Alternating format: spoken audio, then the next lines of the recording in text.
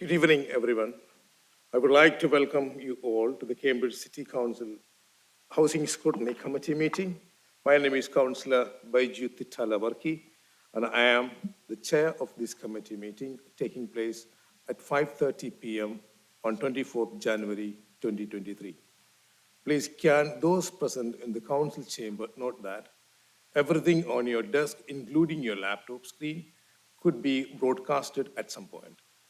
If you are following the team meeting here in the chamber on your laptop, your audio, microphone and camera must be switched off. The cameras within the chambers follow the microphone being switched on, so those in the chamber are requested to wait a couple of seconds before speaking to allow the camera to catch up. If the fire alarm sounds, please follow officers who will leave the chamber and exit the building via Peace Hill staircase and exit. Do not use the lift. Please can those be participating Teams meeting indicate that you wish to speak via the chat column. Please do not use the chat column for any other purpose. Please ensure that you have switched off or silenced any other devices you have so that they do not interrupt proceedings. When you are invited to address the meeting, please make sure your microphone is switched on. When you finish addressing the meeting, please turn off your microphone immediately. Speak slowly and clearly, and please do not talk over or interrupt anyone. I will roll call councillors alphabetically by surname to ensure that they are present. We have received apologies from Councillor Sarah Bagent and Councillor Herbert is attending as alternate. Please advise if you know any apologies from other councillors as you present the councillor. As you present Councillor Gerthrop Wood, Councillor Hollowood, sorry. Councillor Holloway, Councillor Howard. Chair, I believe he is on his way. Thank you. Yeah. Councillor Lee, Councillor Pura, Present, Chair. Councillor Pounds, Councillor Robertson. That's myself. Finally, the Executive Councillor for Housing, Councillor Bird. Present. I will roll call the tenants and leaseholders represented alphabetically by surname. We have received apologies from Colin Stevens, Christabella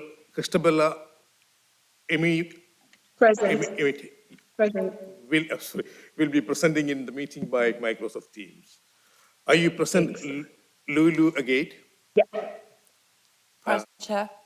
Yeah, Christabella is already there. Yeah. Diane Best. Present, Chair. Herbert, sorry. Present, Chair. I've already read it out, you are there. Sorry. Manchi Powell Hardy. Present, Chair. And Diana Mins. Present, Chair. The officers permanently present throughout the meetings are Director of Neighbourhood and Communities, Jane Wilson. Present, Chair. Director of Enterprise and Sustainable Development, Fiona Barron. Okay. Committee Manager, Sarah Steed. Meeting Producer, Boris Herzog. Okay. Other officers will join us throughout the course of the meeting, either in person or virtually by Microsoft Teams. And I will introduce them at the start of relevant agenda items. Housekeeping. Copies of the agenda can be found on the City Council's website under committee meeting, minutes and agendas. Please try and refer to specific page numbers within the agenda if you are referring to a specific paragraph. Meeting procedure. The committee will receive an oral presentation from officers, members of the committee, then discuss the report and vote on the recommendations. tenants and leaseholders representative will participate in the debate on all agenda items, but may only vote on items in part one of the agenda. Part one of the meeting will be chaired by the tenant and leasehold representative. I will then chair part two of the agenda. Following the vote of committee, the executive councillor will ask if they agree the decision. Going to the agenda item, apologies, it's already done. And agenda item two, please could the committee members advise if they have any declaration of interest and identify which agenda item their declarations related to.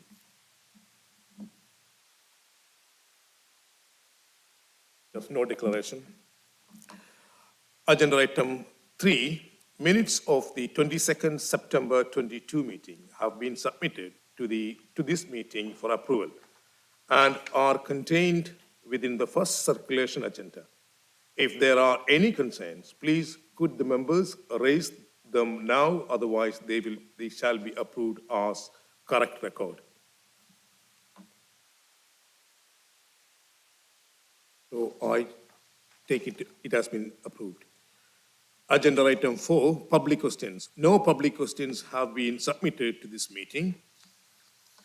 Now, change of agenda order. Please note that the void management policy should have been listed as part 1 item on the agenda. This agenda item will be taken after the Housing Ombudsman's determination agenda item, and tenant and leaseholder representative will be able to vote on this agenda item. Now, I invite Diana Mins, the tenant leasehold representative, to chair part 1 of the meeting. Thank you. First of all, a third week of January. Happy New Year to you all I haven't seen already, because we ought to do that kind of thing. That's that out of the way. So we'll go immediately to agenda item 5, which is the compliance update. And Having trouble connecting to the internet. Oh. Check your Wi-Fi network connection. I never by going spoke to you. settings. Sorry. Okay. We have an extra person in the meeting we weren't aware of. Okay, so agenda item 5, which is estates and facilities compliance data, and that's on the second circulation agenda, pages 5 to 11. And could the property compliance and risk manager introduce this item? That's Lenia Barnard, please. Good evening, all. This will be a joint effort between myself and then my head of service, but I'll start off with the first part of the report, if it's okay. I would just ask, obviously, the Executive Council to note the position with regards to the agenda item 2 in this report, with regards to electrical inspection condition reporting. There's no data set for this report, and this relates to the changes that occurred in November the 23rd, when we changed over from MEAS to TSG, deliver gas servicing and maintenance, and also the electrical inspection and condition reporting. So we've mobilised one part of that, and the other one is currently in the mobilisation phase. And when we do so, we're just consolidating the data set to make sure that it remains accurate at this meeting. So moving on to that, so I think an important bit is the gas compliance bit. So we've remained 100% compliance in since the last report, and we've had a very difficult period in December, but we've all worked through it, and we keep on improving on the service through this mobilisation period, as has been quite challenging as such. The other items have noticed that fire safety, we've made significant progress with 50% of all fire doors inspected, and then also the pilot program at Kingsway has been completed. The temporary fire alarm system has been installed already and is undergoing testing, and then also our fire risk assessment program is up to date. So in addition to this, no issues to report in water hygiene and Legionella management. Item 3.4 relates to the recommendations. And then also on the asbestos management, we've made some progress on that, which in the test system works okay, and we're looking at a way to automate the process between test and also live and have it on a bigger data transfer. And the item 4 risk reduction measures remains the same. It's in place at Hanover Princess and Kingsway, and then also the compliance dashboard of note. And then I will stop there and just ask Lynn if she would like to introduce item 6. Thank you, Red. Item 6, we have it included into this report as an additional item to reflect the work that we've been doing since the summer on condensation and mould and damp.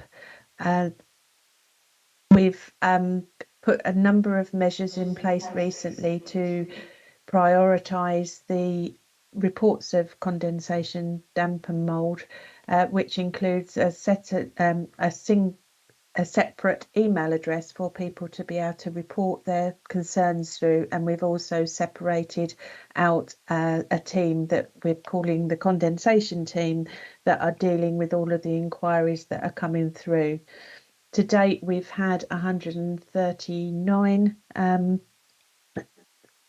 contacts and properties through that email address, and as a way of an update to when I wrote the report, we've had 139 contacts, and we've got 17 of those properties that are booked in the next couple of weeks. The rest would have been inspected within the time frame since the first week of December.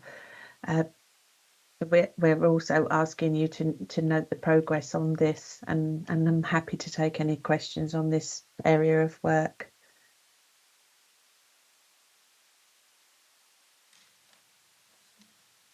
Julian, that's it. Now, anybody got any questions? I would like to just ask you, are you calling it the condensation team? I'd rather it was called the, whatever it is, condensation, something like that reflected the issues, because condensation is the kind of thing that used to be thrown at people when they're damp. So I think it's better we call it a name that reflects the fact it can be linked with damp and mould. That may be an internal thing, but for the public, I think recognising that the things are linked would be not unhelpful. Just a suggestion, public relations stuff, yeah? We can do that, although most of the issues that we're coming through is surface mould, not damp, as in rising or penetrating damp. So that's why we've gone with the condensation email address. It's good that we've got a separate email address. That's a wonderful development. Thank you. Is there anybody with a question? I see that Councillor Porra has. Anybody else? You have, Councillor. Yeah. Councillor Porra. Thank you very much. And I welcome the new email address. I do agree with the chair that maybe DMC or something generally would be good, because I think we will be experiencing those issues. I just had a quick question for Renier. Could he just confirm, obviously we've got some delays in the electrical things whilst we merge data, I understand that. Could you just confirm what the difference is between the certificate and the condition report, and also when he hopes that we will have that information available for committee, though I'm pleased to note that we are compliant, and thank you to officers for all their work on that. And I think, obviously, we welcome absolutely the working group on damp, mould and condensation. In some ways, I'm surprised it didn't come to September's committee, and I think, hopefully, I'm speaking for most people, we probably welcome future updates as well as part of this report, because I think this is a critical issue. Thanks very much. Councillor Fatala, okay. So you have mentioned that you have a dedicated operative to carry out the work that is identified, that can be completed. Could you just give me some sort of an idea how, other than using the email, is there any other mechanism where we can just go, we can check, and we can, there are people, they don't want to report it.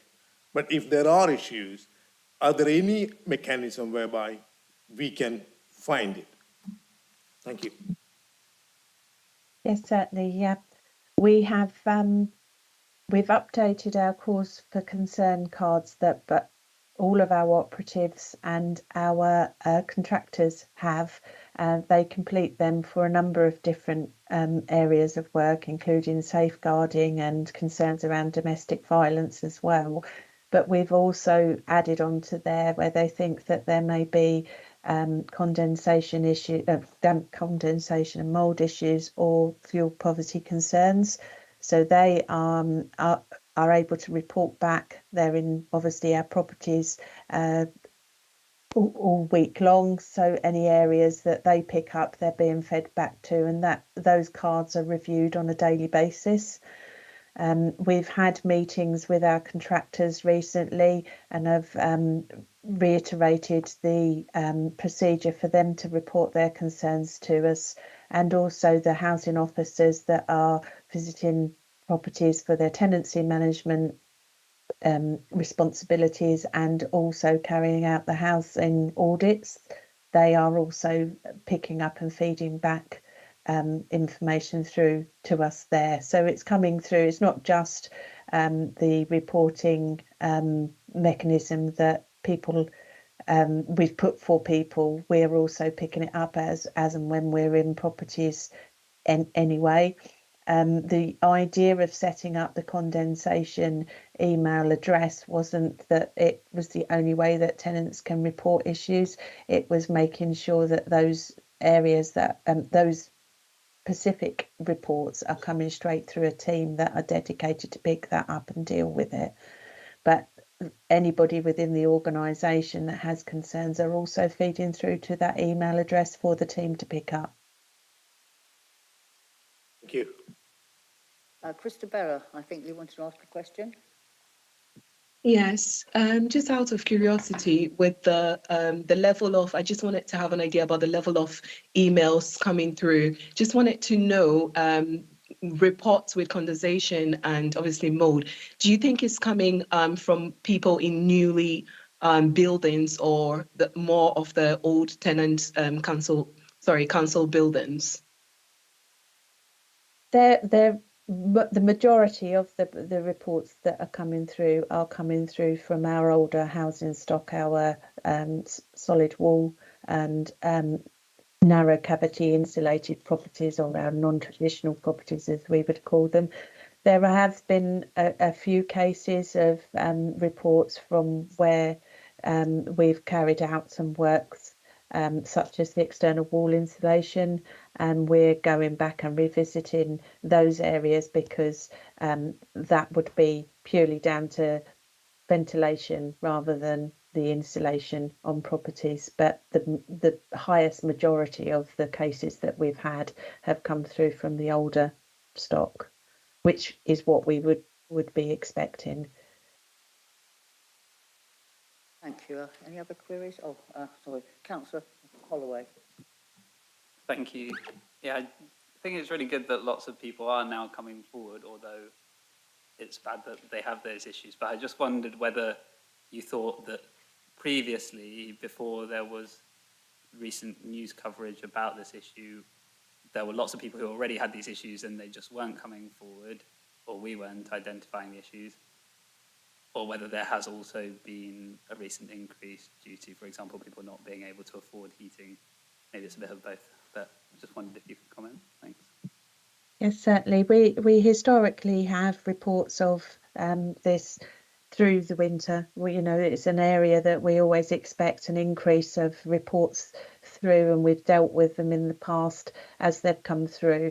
We were fully expecting an increase into the reports on this matter prior to any media coverage or the unfortunate incidents that have happened in Rochdale and in London, because that's why we started planning with our workshop back in June. We were aware that the cost of living crisis and the rise in energy costs were going to make it harder for people to heat their homes, and we were fully expecting an increase in the cases. I think the media coverage has made it rise on everybody's radar. So I think that it has expedited the amount of people that are calling, but I think that we've managed to adjust the provision within the service to cover and deal with the demand as it is at the moment. Anybody else got a question? Oh, yes, sorry. Yes, so regarding paragraph 3.1 about gas safety tests, we understand the difficulties with switching to a different maintenance provider. But with the backlog resulting from that, can you tell us what the performance targets are, how far off we were, and how long were tenants waiting, and how long before we catch up on the backlog? Thank you. Hi, Councillor. Before I just answer your question, I'll just return to Councillor Porter's question about the EIC and the ICR. So I just want to make sure that's also covered and is not missed. So EIC actually stands for Electrical Installation Certificate, and the EICR stands for Electrical Installation Condition Report. So you are allowed to accept a EIC for an upgrade if it includes a whole system within a property, and that can reset your timer on your condition report. So it can act as a condition report for new installation, or it could be, not a condition report for new installation if it only covers part of the system. And that's the difference between accepting an EIC for an EICR, but also the EICR is a condition report and it includes a section that covers observations. So the one could be used for the other, and the condition report has also got observations which the electrical installation certificate does not. So I just wanted to cover that bit. In relation to the performance targets for our contractor, so we had our first set of KPIs for our first fully completed month of data, which covers the month of December. The performance targets that we have within the contract is in the high 90s, as a percentage 98%, and some instances actually 100%. We have reported obviously issues with delayed repairs for various reasons on the contract, and we had a series of complaints obviously associated with those. The report for delayed repairs was 86%, and in some cases with first time fixes we've had a lower percentage reported on that. And I did state at the briefings that we can make this data set available for anybody that would like to see those. We've already started to see an improvement, so just would like to assure you that we are keeping an eye on the work in progress and also delayed repairs, and also targets for first time fixes. So we do get involved in quite a few, and there's been a few cases where we could have done slightly better, and we are definitely driving performance to make sure it gets up to the 98 and 100% where it should be. Thank you. Have we got any other questions? Can I just ask a couple of things? At the last meeting, there's lots of huddles going on about how we should report these things that you're now reporting, and there was going to be a little meeting. Did that happen, or have we had a resolution of the concerns that were raised about, at one point you're saying we just have it once a year? That's been resolved, has it? I could read you the minute from the previous meeting, but... I think we agreed the status quo until we have a KPI data set that we could revert to or transpose to. So the status quo until such time. So we've already had discussions, me and Lynn, about the data set and KPIs, but the status quo still exists. So just to remind you of that. Thank you. And as long as we'd like the resident elected reps to sort of have a little bit of input into it, because it is the people that we represent and how they're tested, how their properties are tested. I think that's quite important, and where they can see it. Okay, thank you. And the other thing was, could Lynn actually read out, could we have, as a matter of record, as they say, the email address for reporting condensation, mould and dam? Because I think that'd be good to have it in the record and publicly. Yes, certainly. It's condensation@cambridge.gov.uk. Thank you. And I think there were Facebook posts about it and things as well. Yeah, thank you. And we're continuing with those social media posts. We've had a meeting today with those, and the comms team are continuing with those throughout February and March. Thank you. Any other questions? Okay, then, it's quite a simple recommendation. So we'll move to the recommendation at 2 on page, what is it, 5? I don't know. So difficult. Anyway, you've been reading the report, so it's at 2. and we're just noting the status. You read it, I'm not going to read it all out, yes? So those in favour of the recommendation, which was just one, all those in favour? Chair, that's unanimous of everyone Okay. present. Oh, well, I don't want to ask for another vote then, because it's unanimous, that's easy. Good. Okay, Councillor Bird, do you approve the recommendation? Accept the recommendation, is that correct? Yes, I do, Chair, and thank you, Lynn, and thank you, Ren, for Yeah. all your hard work. Yeah. Thank you as well, yeah.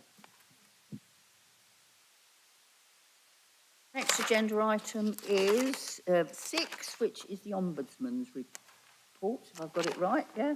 So I believe that David Greening is that, oh, here he is. Big on the screen. David, would you like to introduce the report? Thanks very much, Chair. Good evening, everyone. Yeah, just a reminder for members and resident representatives that where we've got adverse ombudsman decisions, it's obligatory to report these to committee. So that's the reason this report is coming forward. There are 2 complaints that were upheld, or one was partially upheld by the Ombudsman. The first one, case A, was local government social care ombudsman case relating to a customer experiencing homelessness. The second case was a repairs case, and that went to the housing ombudsman. Like I say, there was some fault found in both cases. I've included some context around sort of activity in these work areas in the report, just for context. And the last time a Ombudsman report came to committee was September 21. Happy to take any questions. David, anybody got any questions on this? Yeah. Hello, David. Right. This is Jenny Wood from King's Hedges, Jenny Gawthorpe Wood.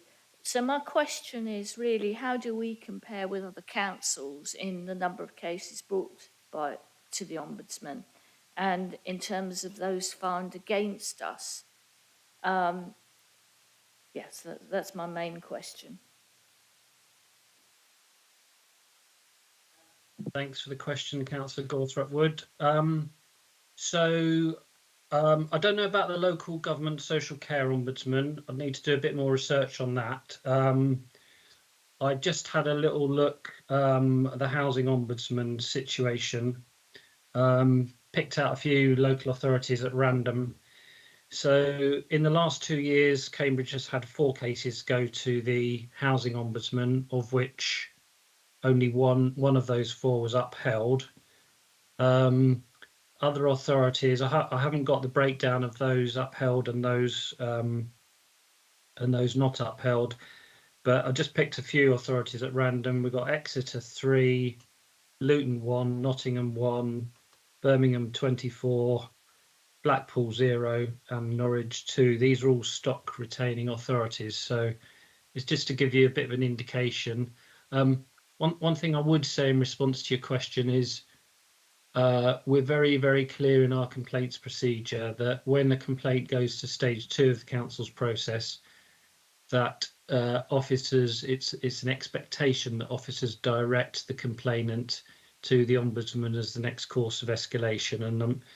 And I just wanted to point that out because I'm not sure that all authorities necessarily might be doing that, even though they should be doing that. So that's just something worth pointing out. But I can come back, if it's helpful, I can come back with some more detailed statistics in terms of both the housing ombudsman and the local government social care ombudsman. David, of course, Birmingham has got about 60,000 plus council homes, so they might have a few more than us. And of course, this is, would I call this slightly old style ombudsman? Because I feel that the ombudsman is now going to have a much more intervening role than it has, especially as a result of all the new sort of tenant regulation stuff. So this is the old style ombudsman. We might get more, we may not in the future.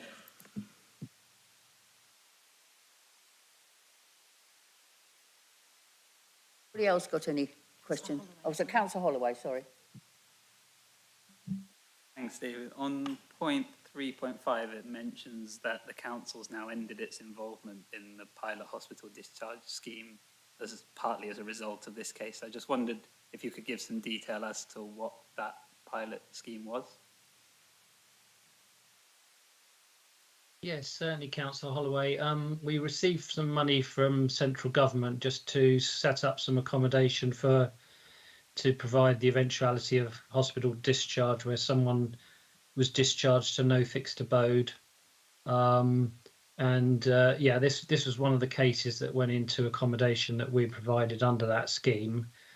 The funding ran out for that, and we decided not to continue with that because we do have an existing protocol with Adam Brooks Hospital around discharge.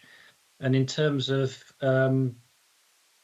discharge from mental health institutions, we do have a worker through the street outreach team embedded within Fulbourn Hospital. So there's quite good kind of early warning systems available to us there when people get discharged from hospital. Thank you. Any other questions? Oh, yes, yes, sorry, Councillor Hall.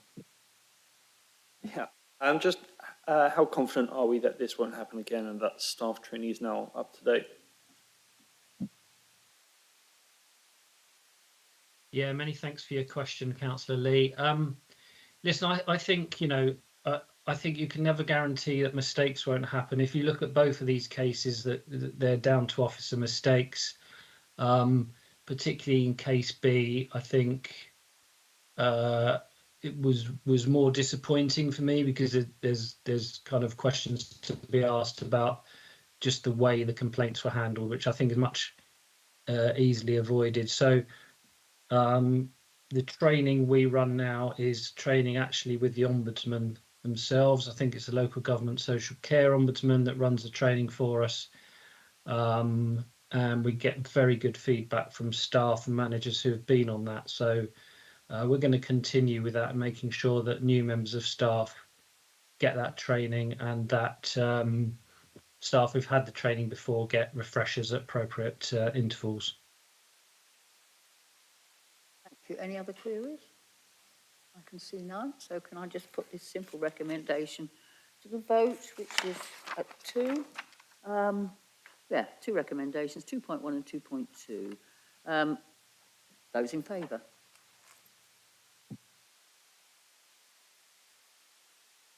Those against? Oh, sorry. Couldn't put your hands up again. She hasn't counted.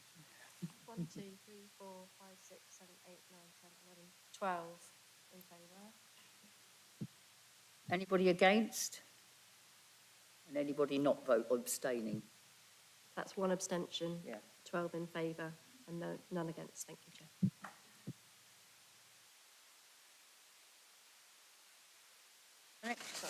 Oh, sorry, the Executive Council. I'm terribly sorry, Councillor Bird. I've managed to do 1 or 2 right. Yeah, the third one, yes. Do you approve of the recommendation? Yes, I do, Chair. Thank you. And thank you, David. Thank you. Yeah. One is, I can tell you the page number, but it's all getting very confused. Anyway, it's the one that's agenda item 8, which was originally put into part 2. That's right. Yeah, so it's the void management policy, which is originally down as agenda item 8. So we bring it forward because it should be in part 1. So could I ask, I believe that Lynn, you'll be reporting on this, yes? Yes, I am. Thank you, Chair. This is a report on a new policy that we're bringing to you for work that we currently do. There's not a policy in place, and we've believed that there should be in order for tenants to be able to know what to expect from our void process, and also for our officers to react and make decisions to.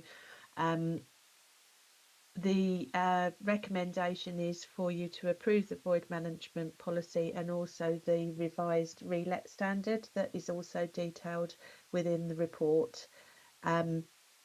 We also recognise that this policy may need to be reviewed again within 2 years, as the government white paper for social housing regulation has not yet passed formal legislation, and it may have implications on this policy at that point. We have identified in 3.1 of the report on page 18 the reasons for bringing this. It was to reduce the number of voids on our books to a manageable level, to review the level of resources available to manage the void properties, and also to agree the condition at which a property should be relet with a clear understanding at all stages of the relet process in order to manage resources, customers' expectations and reduce complaints, to streamline our processes to reduce the overall void times, and also for work with other departments to help sustain tenants to be within their homes where practical. I'm happy to take any questions or to sort of expand on any items that people would like me to. I say that the tenant reps, we went on a void property inspection, which was shocking in some places. And what it sort of threw up is the need to have tenancy audits to see what people are doing.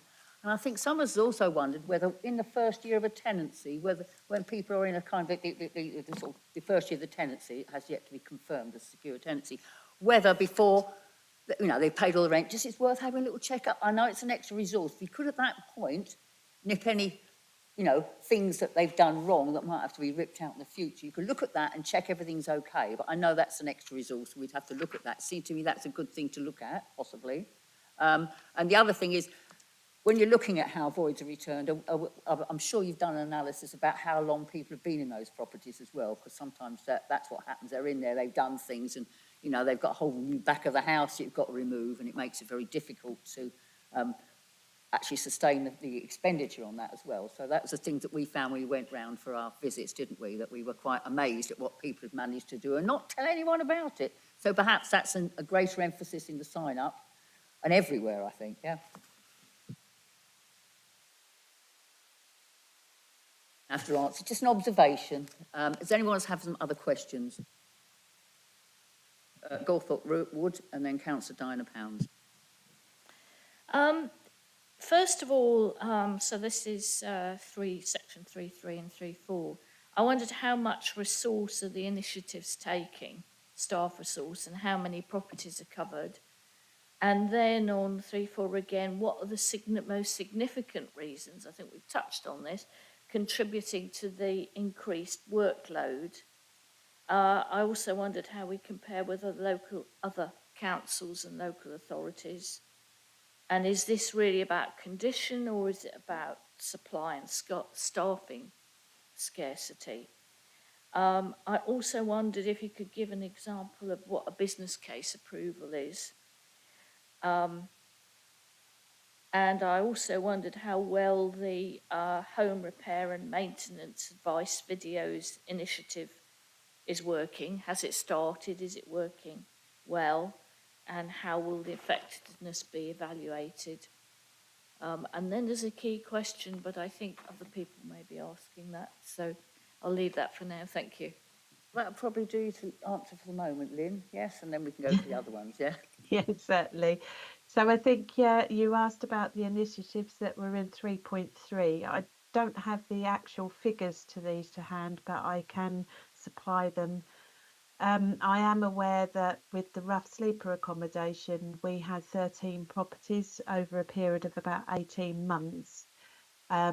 These initiatives, they generally need to be turned around quickly, so they do have an impact on the resources. But I don't have any further figures on those particular initiatives that are listed there, but as I say, I can supply those. And I think the next question was around 3.4, if I'm correct, about the contributing factors to the workload. So tenants that we've moved out for properties that have been earmarked for demolition early, such as Hanover and Princess Court, which would have an impact. These properties have been used for temporary accommodation, which require some work to them to enable that. And also where we've had major capital works refused in the past, as you said, Diana, about the unauthorised alterations made by previous tenants. And also we have, where we've taken significant numbers of new build and people are moving into the new build properties, that then also creates like an onward chain within our own properties. So there's some of the factors that would have contributed to the actual increased workload. In comparison to other local authorities, at the moment, we usually benchmark ourselves through Housemark, but we are investigating how other organisations split what we call a major void and a standard void, so that we make sure that we're comparing on an equal basis at the moment. So I haven't got that direct comparison at the moment, but one thing I would point out in terms of when we do bench ourselves, where we've had properties that have been on our books, as we call it, that have been empty for a period of time, and where we've been reducing those number of properties, that will have an impact on this year's current key performance indicators, because where a property has been empty for a longer period of time and then we relet it, that number of days comes into the figures. So where we have, as I say, we've gone down to about 39 from about 150 properties that we've got on the on the workload at the moment, that will have a significant impact on the what we call the turnaround times.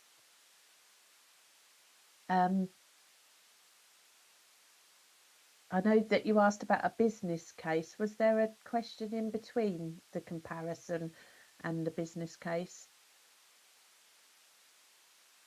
I think I was really just asking more about whether this was, whether the problem was really the condition, worsening condition of houses, or supply and staffing scarcity, you know, which were having the greatest impacts.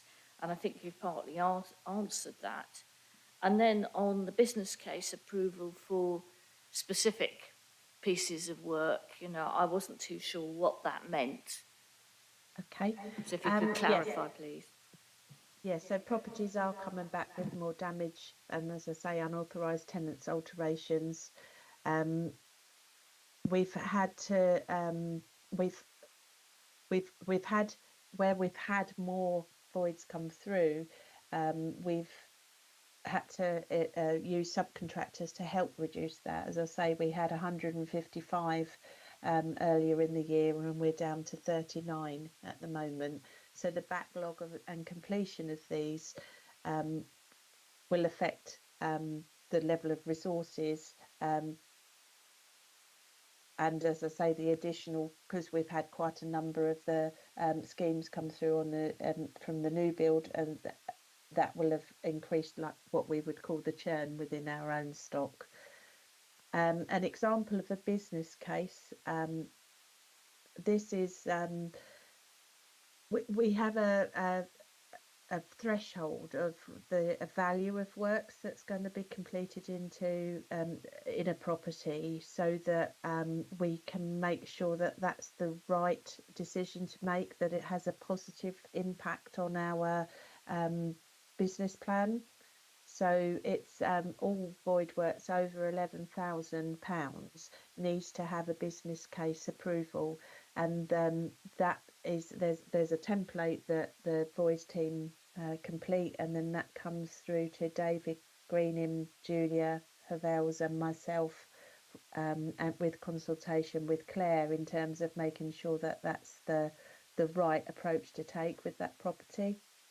An example of one property was that we needed to spend around £23,000 on it. That was due to internal rebuilding of load-bearing walls, which would have resulted from a tenant's alteration. It needed a new kitchen. There was asbestos to be removed. Removal of an extension, rewiring, and I think the kitchen and bathroom probably needed to be renewed as well.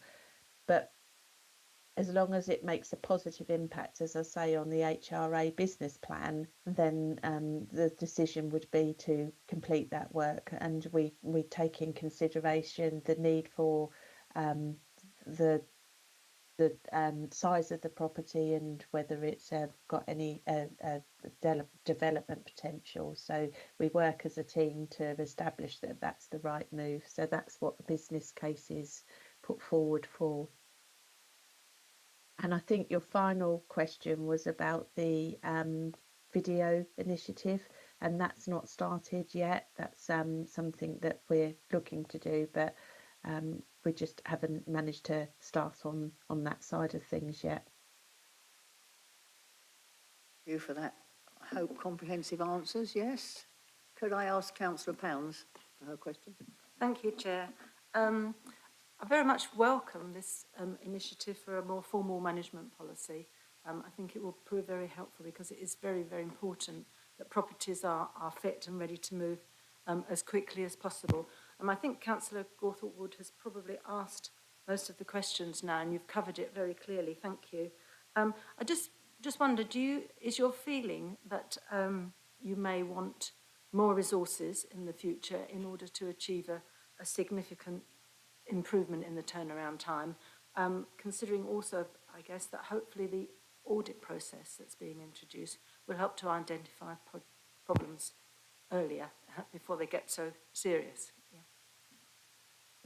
Thank you for your question. I think where we have been able to secure through the procurement routes the use of subcontractor labour at the moment to supplement our own in-house team, we need to get to a level of stability with the boys that we've got on to the books at the moment to be able to see what we can effectively manage in-house. And I think the effects of the audits will help us pick up and see these issues of unauthorised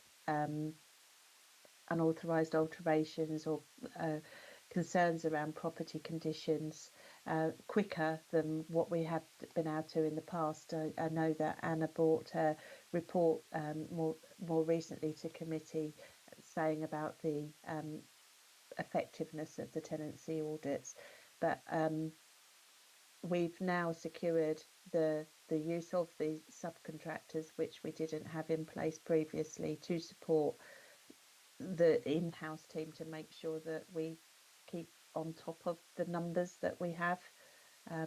So I think it's a bit early to say in terms of in-house additional resource. We've sought it by using the contractors because we can use them as an ebb and flow of property numbers. You know, we're not beholden in terms of employing them directly. I hope that answers your question. Thank you. Councillor Porra. Thank you, Chair. Thank you very much, Lynn. I really welcome this policy. I think it's a really good thing from officers, and I'm grateful for all your work on this. You know, obviously it's something we need to do, and I think it's really fair as well because it's really clear to tenants then about what is and isn't acceptable, picking on what the Chair said about what some people maybe have done without realising that that wasn't a good thing, particularly if they're removing load-bearing walls. That doesn't sound great. I suppose the concern I have with it is about, you know, the condition is getting worse over time, linking that, I mean, we'll pick it up in our budget amendment later, but the lack of resources, the fact we've got 20% of refusals. So I am concerned that we don't have enough resources to help Lynn's team catch up, because I know they're working really hard at the moment. I don't think anyone's suggesting they aren't. The other thing I wondered, I know Lynn mentions reviewing this within a couple of years because of the white paper. I think given that this is a new policy, I would welcome a review within a year if the Executive Council and officers were willing to accept that. I think it's really important we see how it's working, whether it has reduced backlogs, for example. I suppose I'm really interested in the tenants' view, because in effect, I think I've understood right. At the moment, we normally try and do like all the work we can whilst it's void and then move tenants in. But obviously that means it takes longer and it's empty for longer, which obviously has an income effect, but it also means people on the homeless list don't get a home. But what we're saying now is it will be decent, but you might move in knowing that in 3 months your kitchen will be ripped out. I think from my reading of it, the balance seems to be justified, but I really would welcome tenants' views because, I mean, it's not, you know, I'm not a tenant, so is that a fair balance, do you think, or not? I say, at the moment, think Lynn has made the case for that, but obviously I'd welcome views because I think what I'd really like as well is if a tenant does move in and say we know some work needs to be done at a certain point, then can we make sure there's a clear date so it doesn't start slipping? Because I think that would be really important as well. Because I think once you move your family in and then suddenly someone says, well, we're going to replace a kitchen or asbestos, as you mentioned, you know, that is something people need to be aware of. So I'd be genuinely grateful for tenants' views on that because I defer to your better judgment on that. Have you a tenant's view on this? I do actually. There's a flat opposite me. I live in Bracken Road off Coleridge Road, and there was a flat opposite there. We've got 4 blocks of flats, and one of the blocks opposite, a family moved out, and we then knew that there was asbestos being removed because this enormous van turned up while it was empty, and they blocked off. We had a letter through the door saying, you know, we're going to need to park. All the people had cars, you know, just to let you know there would be 2 fewer parking spaces available because we have resident parking in the road. And it was like people in the road were saying, oh, what's going on over there?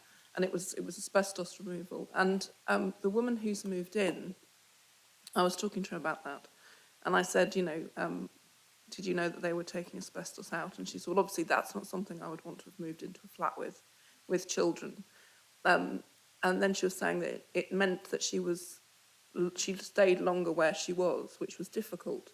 But the feeling of being settled once you've moved in is really important. And I think a lot of people, particularly people who've been on a waiting list for a while, or people who are in temporary accommodation, or people who've got children, that uncertainty. And I mean, obviously the other thing is how the notice that you get that you're going to be moving. I was in temporary accommodation and I had a week's notice that I was going to move, and that is the minimum. And it just so happened that was convenient. But if it hadn't been convenient, that would have been quite difficult, just to sort of suddenly pack everything up and go. But I know from other people I've spoken to, the relief of getting somewhere and knowing that nothing else is going to change for a while it's a tangible relief. So I think that although it means it's very intense and everything has to be done and it does delay, obviously, people moving in, I think that's probably the better way to do it. Yeah, that's just a sort of tenant reflection. I know there are other opinions. Thank you. And just sort of back up, I think, Lula, on that, there are certain health and safety issues you'd want to be resolved, like asbestos. And it may be that you're on the cyclical renewal of your kitchen or whatever. So it's a question of balance, isn't it? If you're going to get a kitchen and bathroom put in, you know, that's probably something you can't necessarily expedite always that quickly. So it is a balance and probably discussion. So it is about a balance of fairness about people moving in. You know you're going to get a new, you can say, well, this kitchen's up to date, but in the normal run of things, we will be upgrading it and do it. It may be that people would prefer to move in because, as you say, it's not a health issue, is it? It's not a health and safety issue, but it is a standard issue, but they know it's being done, so you can do those reassurances, yes. So it is a balance and a time thing too. Any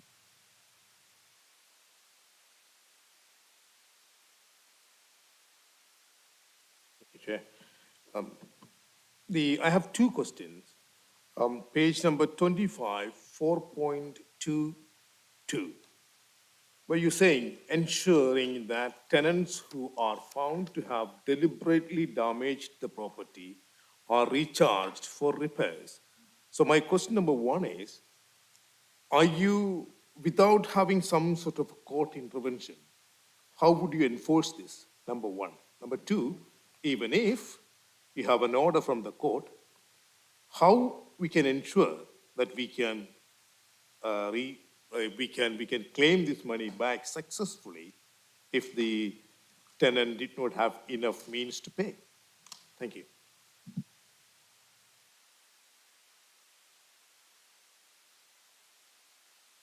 The question was around the feed broke up a little bit then. 4.2.2, was that the question that I can read this out for you. It says this: ensuring that tenants who are found to have deliberately damaged the property are recharged for the repairs. I think you have to repeat the question. no, that's fine. It's just Thank- when you first spoke, it broke up my end. Um, the um, the tenancy agreement covers the fact that obviously the condition of the property is left in a good state, and that would be how we would go through recharging for rechargeable repairs. And the David might be able to assist me a little bit more here, because I think it's in his side of the housing split, but that they are normally added onto a former tenant arrears account of rechargeable repairs. Yeah, yeah. Just to add, we've got various kind of sub accounts associated with customers. So it would be kind of billed in a sub account, and then we would chase it as a former tenant arrear, unless of course the tenant moved from one council property to another. Thank you, David. And it's Councillor Lee who had a question. While I work in policy, I do have concern about post-move-in repairs. We repeatedly hear from the ruling group that we have a backlog due to COVID, as the Executive Council of Housing wrote in the foreword to the budget. And the argument is that people were refusing to let council staff into their properties. My concern is that by rushing people into houses, these repairs will not be carried out.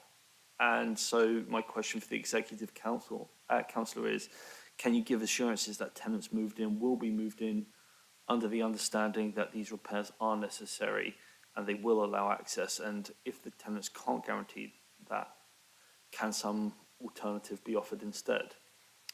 I also have a question about whether we know how many of these properties which are in bad condition are refusals.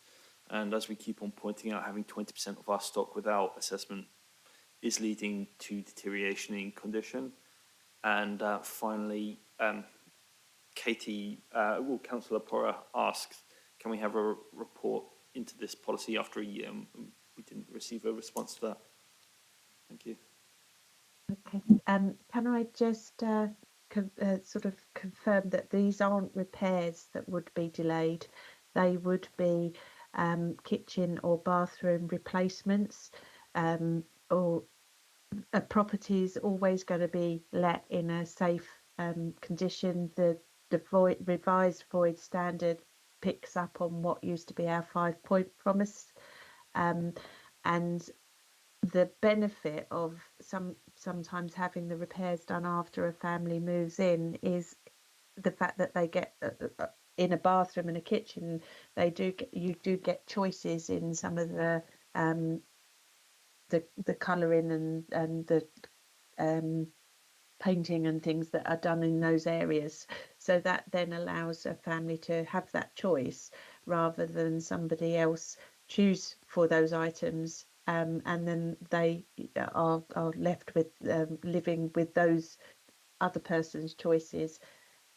I just wanted to come back as well to the point about the asbestos that Councillor raised was, it was Lulu that raised that. The reason why the asbestos would have been removed at the time that it was void would have been because we would have been completing works within the property that meant we'd got to work in that area and there was asbestos containing materials there. For a family to move in where undisturbed asbestos is, there is no risk to that. It's only because we're completing works that would need that as asbestos removal. So I just wanted to clarify that part of it. And as I say, they're not repairs that are being done. These would be capital investment works such as kitchen and bathroom that we may choose to leave and generally that would be where they're already within the next financial year or placed onto a holding list for, if we're part way through a financial year, would be the following financial year. I think that's answered the questions raised by Councillor Lee, but if I've missed anything, please say.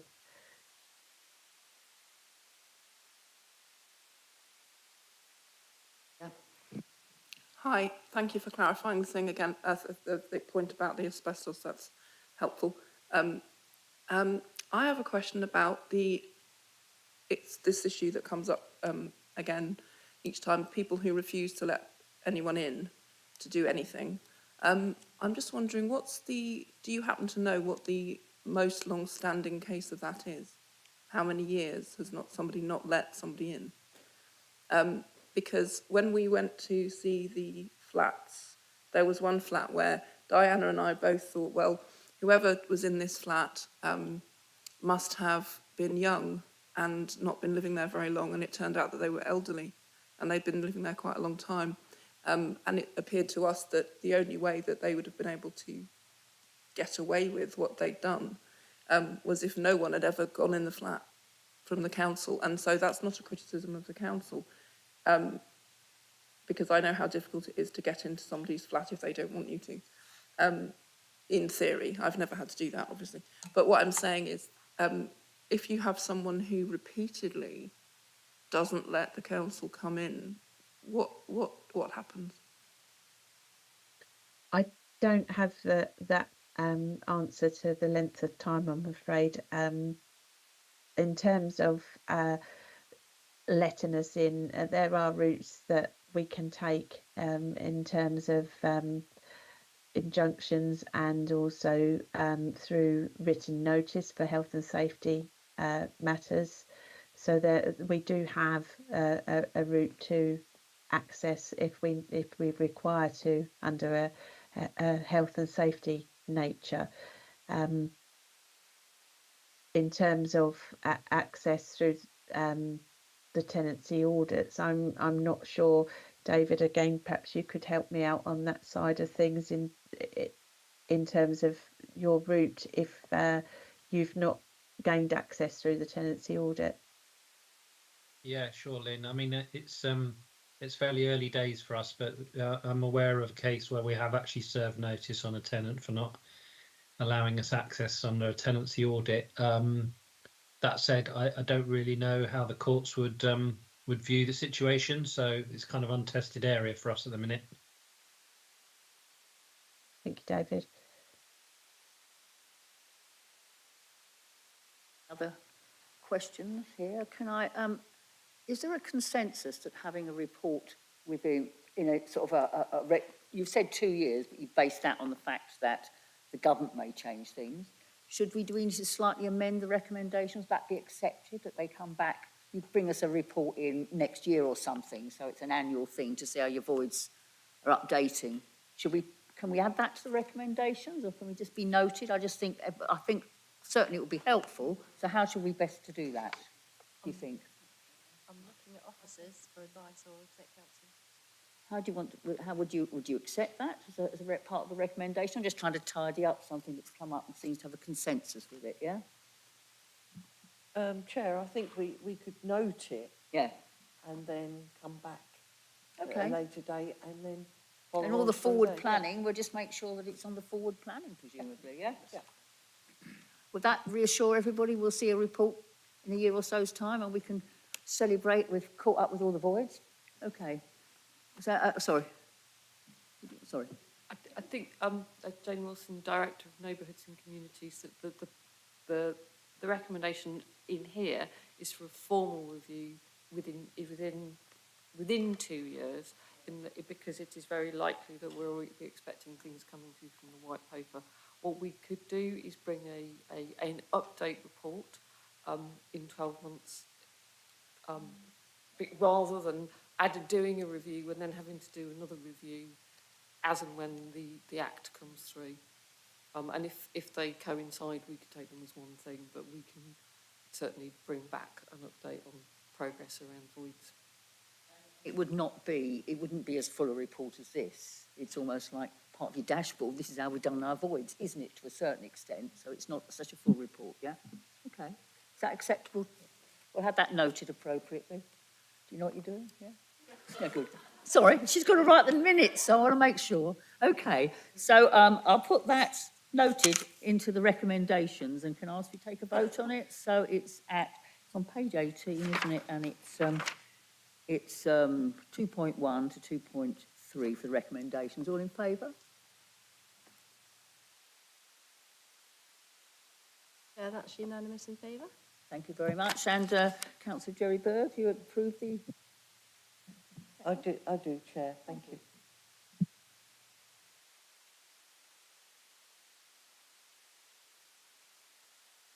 Okay, your mic's off.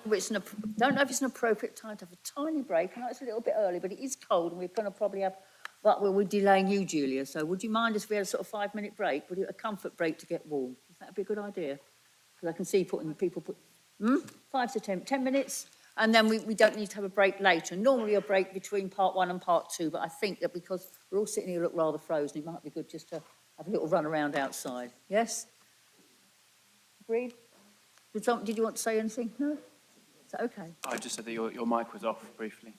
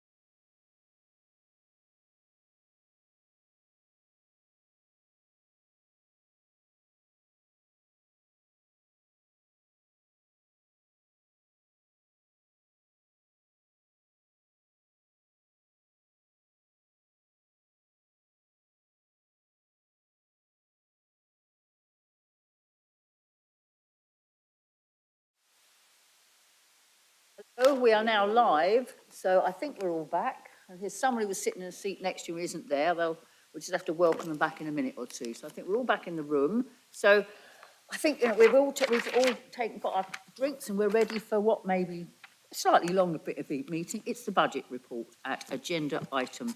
Well, it was originally 7, wasn't it? Yes. So this is a key point of our year, and it's a key point of this meeting. And there is a process involved in this, which Julia Havels has kindly volunteered to take you through, which is always so much clearer in the way she puts it. So I think over to you, Julia, to introduce the report and how we'll be taking the amendments, etc. this evening, yes? Thank you, Chair. So, yeah, the process for the budget report this evening mirrors previous years, where I'll introduce the substantive budget report. We'll take questions on the substantive budget, but we won't move to vote. We will then move on to hear from the Green and Independent Group with their commentary on the budget and take any questions that come out of that presentation. We'll then move on to the Liberal Democrat alternative budget, take any questions on that and vote on the Liberal Democrat alternative budget. And depending upon the outcome of that vote, we will then, if we need to, move back to vote on the substantive budget.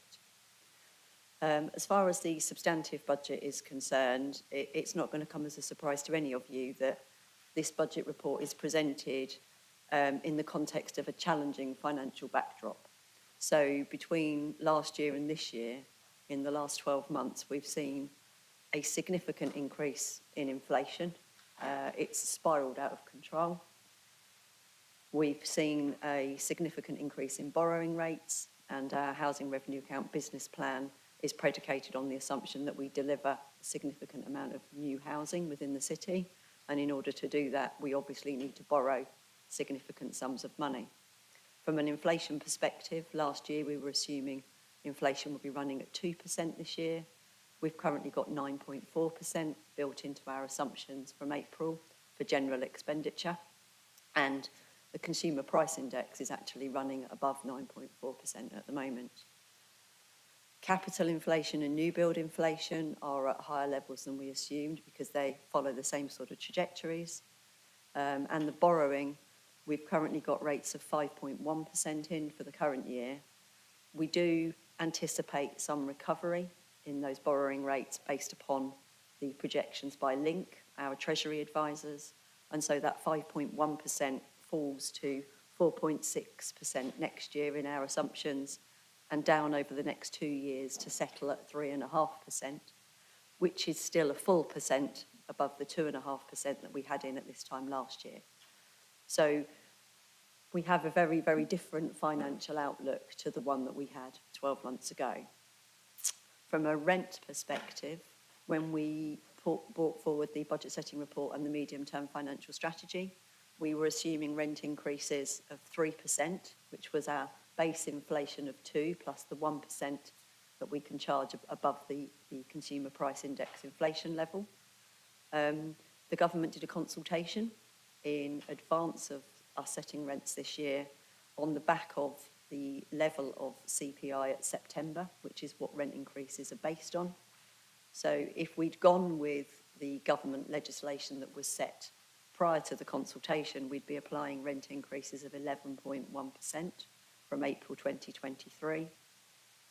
The government consulted on capping our rent increases at 3%, 5% or 7%, gave an indication that they would cap them at 5%.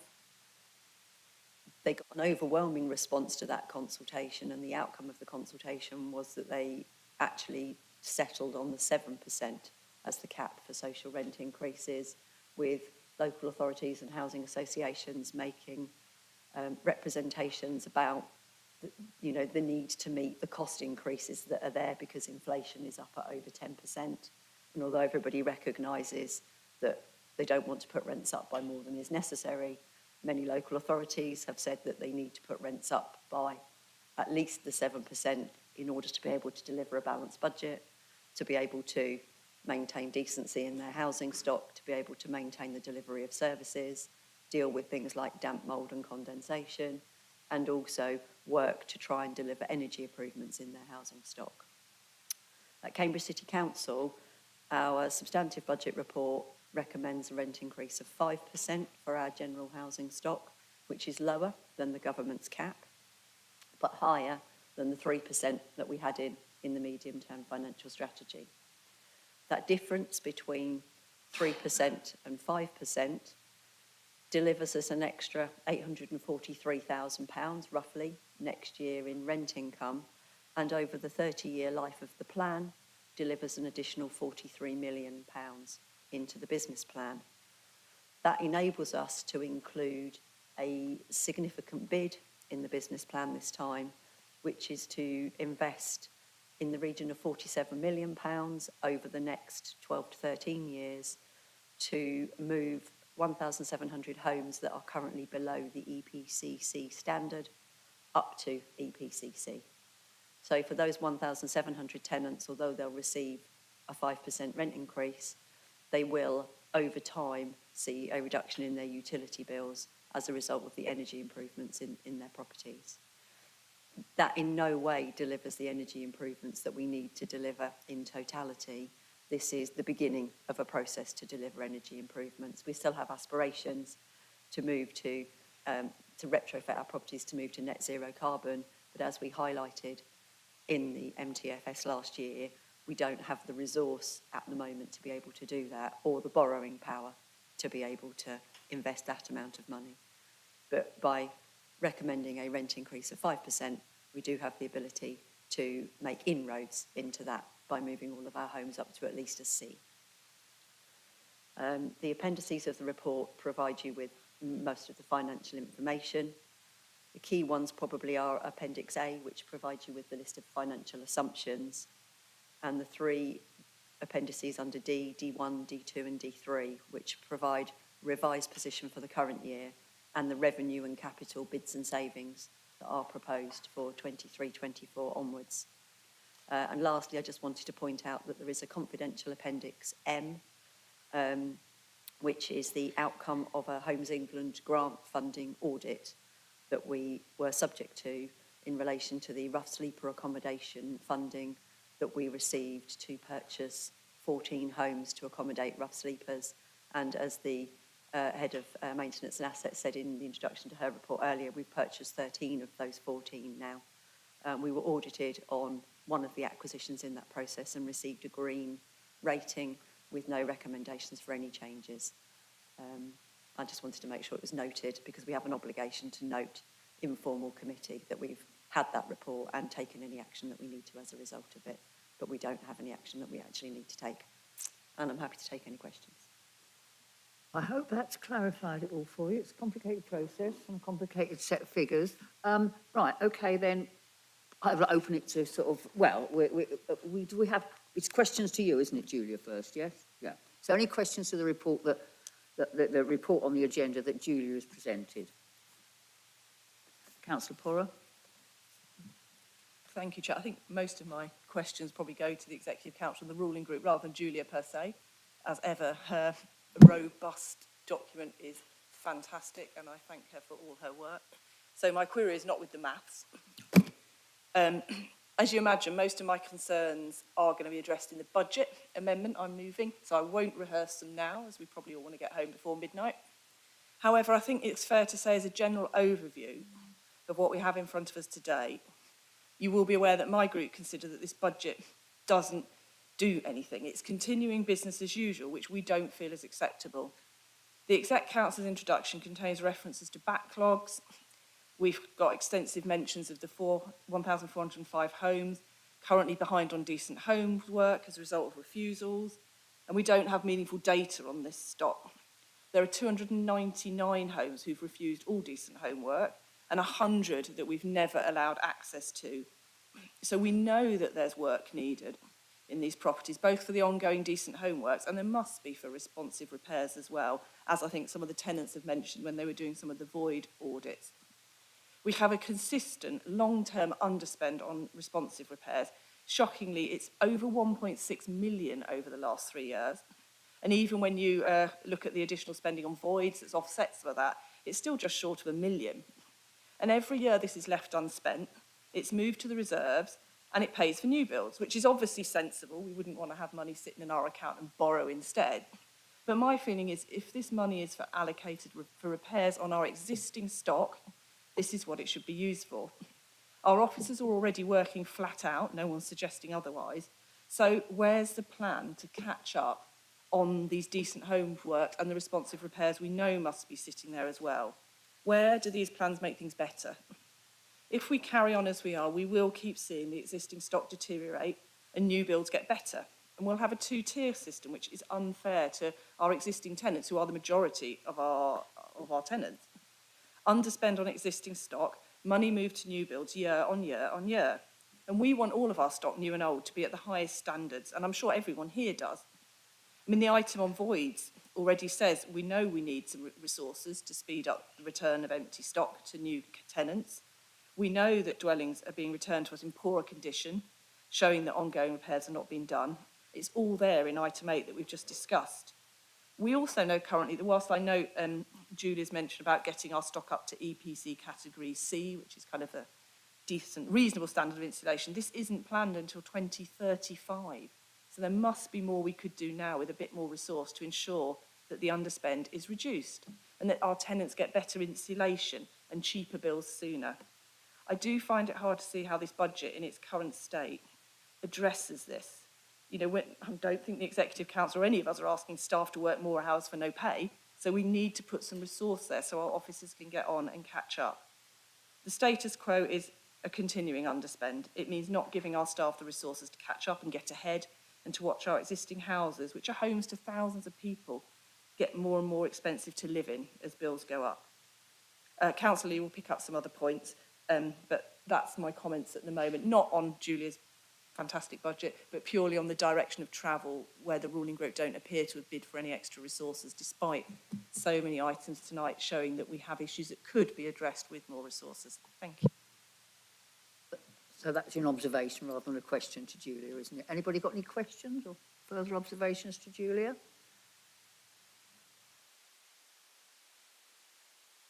Councillor Lee, you wanted to add something, yeah? So there was obviously a bigger choice this year in relation to rent setting. Could the Executive Council take the committee through their thinking in rejecting the 7% option, which is still well below inflation, in favour of the 5%, which for most tenants, as they made clear in their budget, would have been recoverable from national benefits, and for others could have been supported through hardship funding, therefore still permitting around £500,000 more next year for the funding the retrofitting of council homes to reduce bills.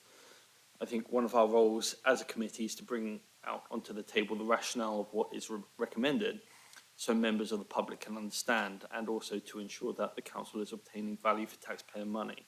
This seems as though the ruling group is turning their noses up at additional funding without impact to our tenants, as mentioned in the budget, and we'd like to understand why.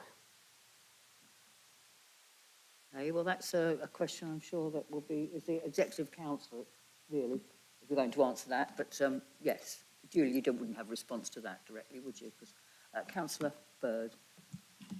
Thank you, Chair.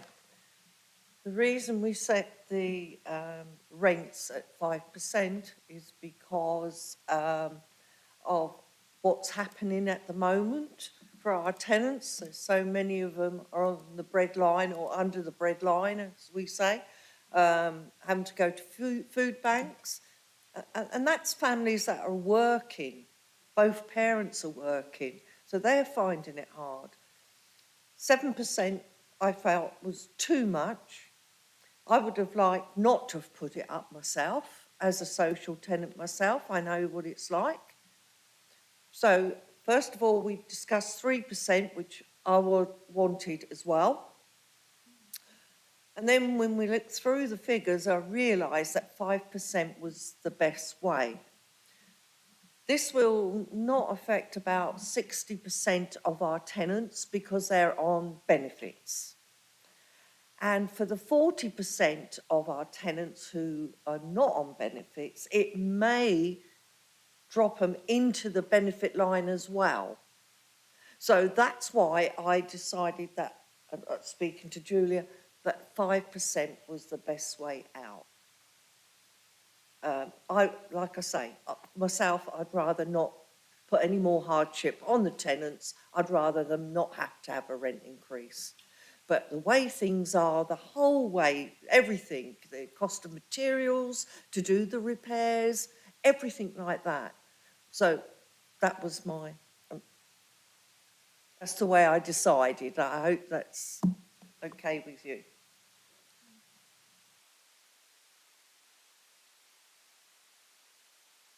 Councillor Bird, as a tenant, I would rather not have a 7% increase.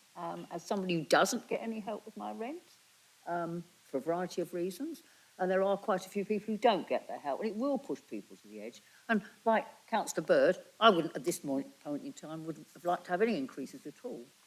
I do remember a time, many committees ago, when the government reduced rents at a time when they were trying to save on the housing benefit bill. At that point, I said I didn't mind if rent went up, but I do think I'd mind now because of the context of everything else going up. And I think it is the context, the wider context, as well as the context of the house you're living in, yes?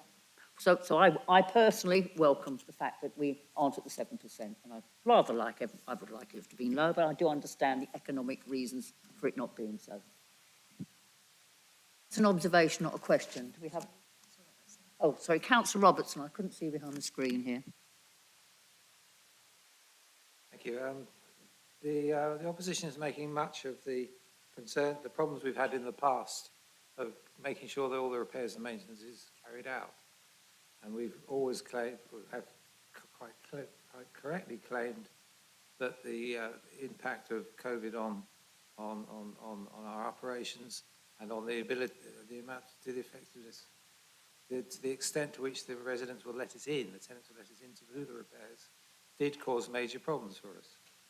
However, this year, we set ourselves a budget of 8.1 million, but that was increased to 9.5 million with the carryover from the previous year. So far this year, up to the end of last December, we've spent 80% of that, and the forecast is that it'll all get spent, all but perhaps a few 100,000 by the end of March. Next year, we've set a budget of 10.7 million for repairs and maintenance, and that's a target which I think we can say we're very, very well on the course to achieving. So I think we have a little less of them whinging about the past and think of the future, please. Do any more questions? Are there any questions to Julie as well as general comments? Any questions on the report? Any more comments? Yeah, sorry, Councillor Herbert. I was just interested in the reference that you made to Julia to the improving of homes to EPC C level, and I just made a rough calculation that this is about £25,000 per property. And I just wanted to get an idea of what a typical, obviously we've got a variety of different housing types, but in supporting giving this a significant chunk of money every year, I just wanted to get an idea of exactly what that 25,000 bought. You may not be the technical person, but maybe they let you know. Okay. Lynn Bradley, if she's on the call, may want to come in and answer this as well and provide more information. But generally, these tend to be our sort of solid wall properties, the non-traditional properties. And a lot of the investment is in external wall insulation and loft insulation, other areas of that. Lynn, is there anything you want to add to that? Yes, I would say that you've correctly said there that it's external wall insulation, and at the time we're looking at these properties to bring them up. We look at other methods of insulation such as damp-proof coursing. We look at ventilation upgrades, and also if there are new windows that would be installed to a higher level. So each of the properties are surveyed and taken an EPC rating as where they are currently, and then what is required on the different property types to take it up to there. So it can be a basket of different elements of work suitable to that property. So it can vary from property type to property type. Any further questions or clarifications, Councillor Porra? Thank you. I'd just like to thank the Exec Council for her explanation. I think as our job is that the opposition is to scrutinise why. We're not proposing to up it to 7, otherwise I'd have put it in a budget amendment. But I just wanted to be sure that, you know, we have thought it all through. So thank you for that. Any further questions to Julia? Or we would now proceed to the, I think the narrative that's proposed by the Green Councillor. Is that correct? Yes. So if you're ready to do that, please. Yes.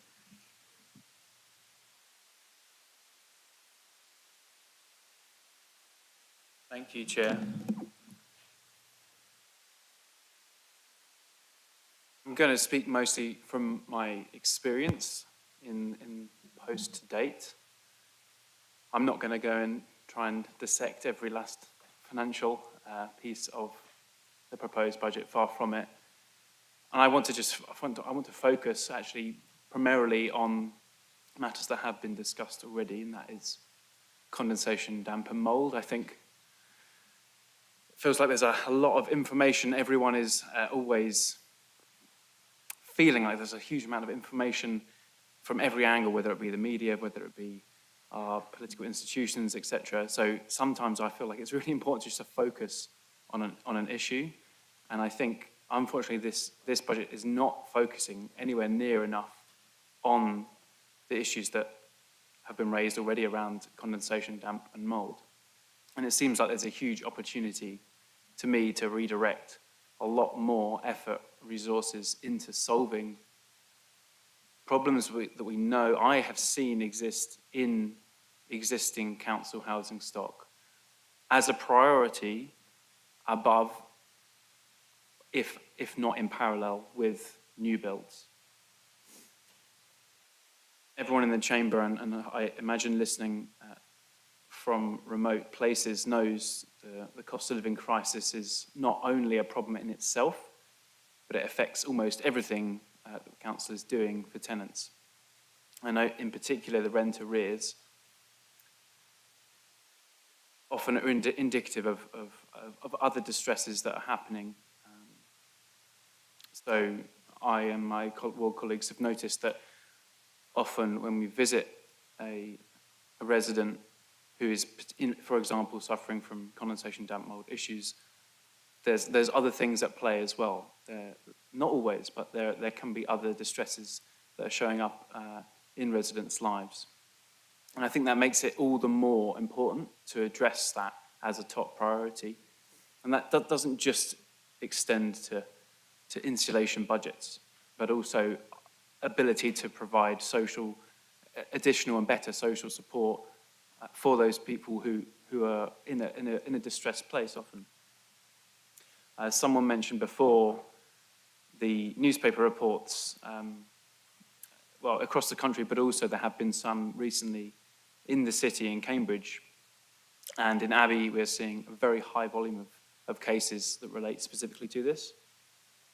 And I'd like to thank the newly established condensation address and the team who have made that possible for that work. So why am I questioning the adequacy of the condensation budget? Well, the too long didn't read version is that I don't think anyone can be confident in knowing the true case numbers and that we don't know the costs yet.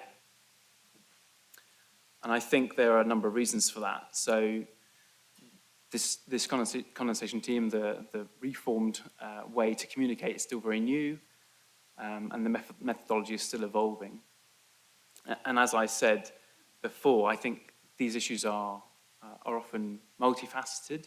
So a simplistic account of, say, a blocked air vent misses the mark. And in some cases, external insulation work may be indicated, which should be done over summer, for example. And with so much new casework coming out through this winter, I think it will be many months before we know whether works have been successful or whether further work is required. This work also leads to several other knock-on costs. And that might be as simple as residents needing financial help to run, say, dehumidifiers that the council has available, which I welcome, but obviously it's another cost, especially electricity. And also underreporting.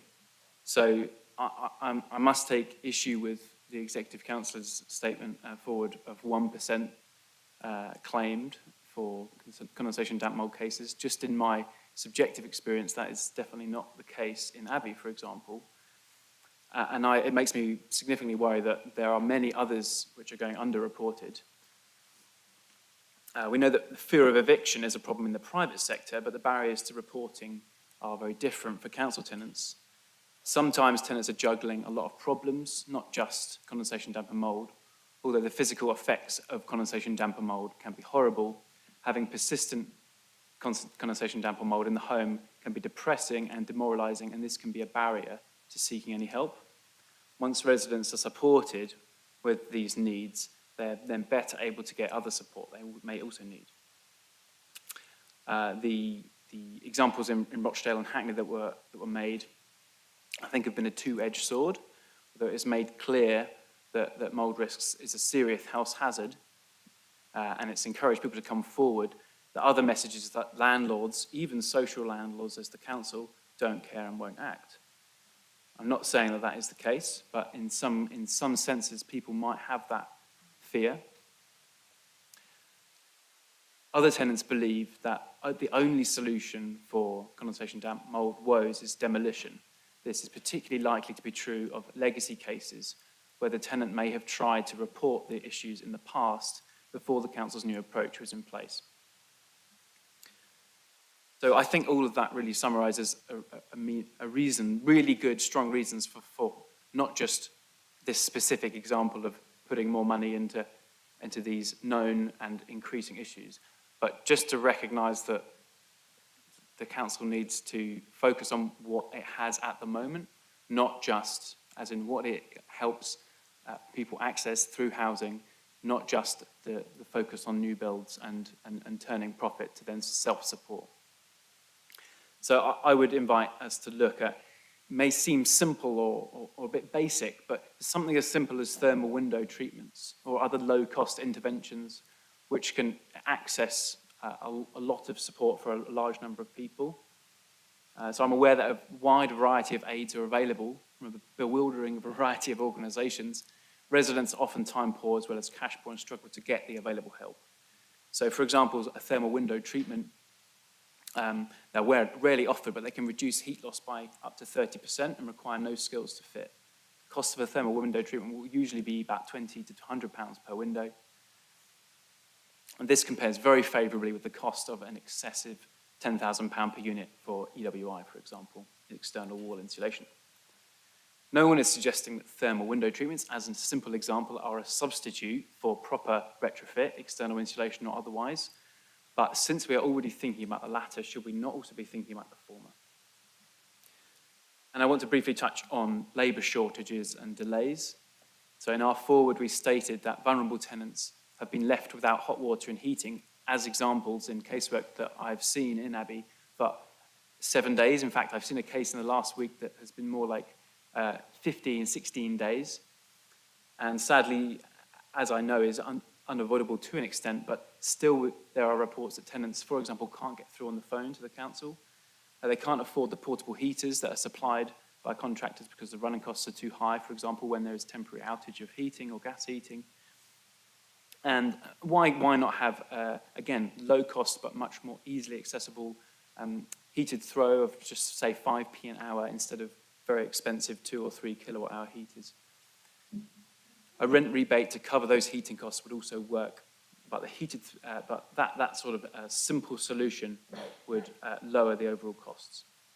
I want to make a specific request for doors. It might seem like, again, a very specific call, but we've seen examples of doors that's front doors, this is external doors that seem relatively fine being replaced before needed, whereas other very urgent requests have not been sorted out. So I think there's a priority issue around there. In terms of funding options, some of the suggestions we make require changes in how we spend time and money rather than additional amounts of money. However, as I said, because I don't think the council is in a position to properly understand the proportion and seriousness of the condensation damp mould situation, and I think that we're months away from that point, we consider it would be prudent to reserve all unspent reactive repair funds from the current financial year for purely condensation damp mould mitigation and other work, including wrapping external insulation. Thank you. Thank you, councillor. Yeah. Yes, so I'm looking for questions or clarifications on that. So this is a commentary, so we're not actually, it's a commentary on the proposal, isn't it? Yes, and you've made some requests in there, but they're not actually amendments to the budget as such. I'm just looking at the state, I'm just for my own clarification, being clear about the status of what you've just proposed to us, yes? That's correct, Chair. Thank you. Okay, thanks. Lulu, you got a question or? Well, I do actually. That is really, I've got several questions really. I don't really understand why the Green Party and Independent Group have decided to do this, because I don't think it actually gets us as a committee any further forward. And also I think that you mentioned the buy someone lend someone a heated throw, for instance. Well, what's that saying? That's saying sit in your room and be cold. Don't move around your flat. I've experienced fuel poverty well before, like maybe 20 years ago.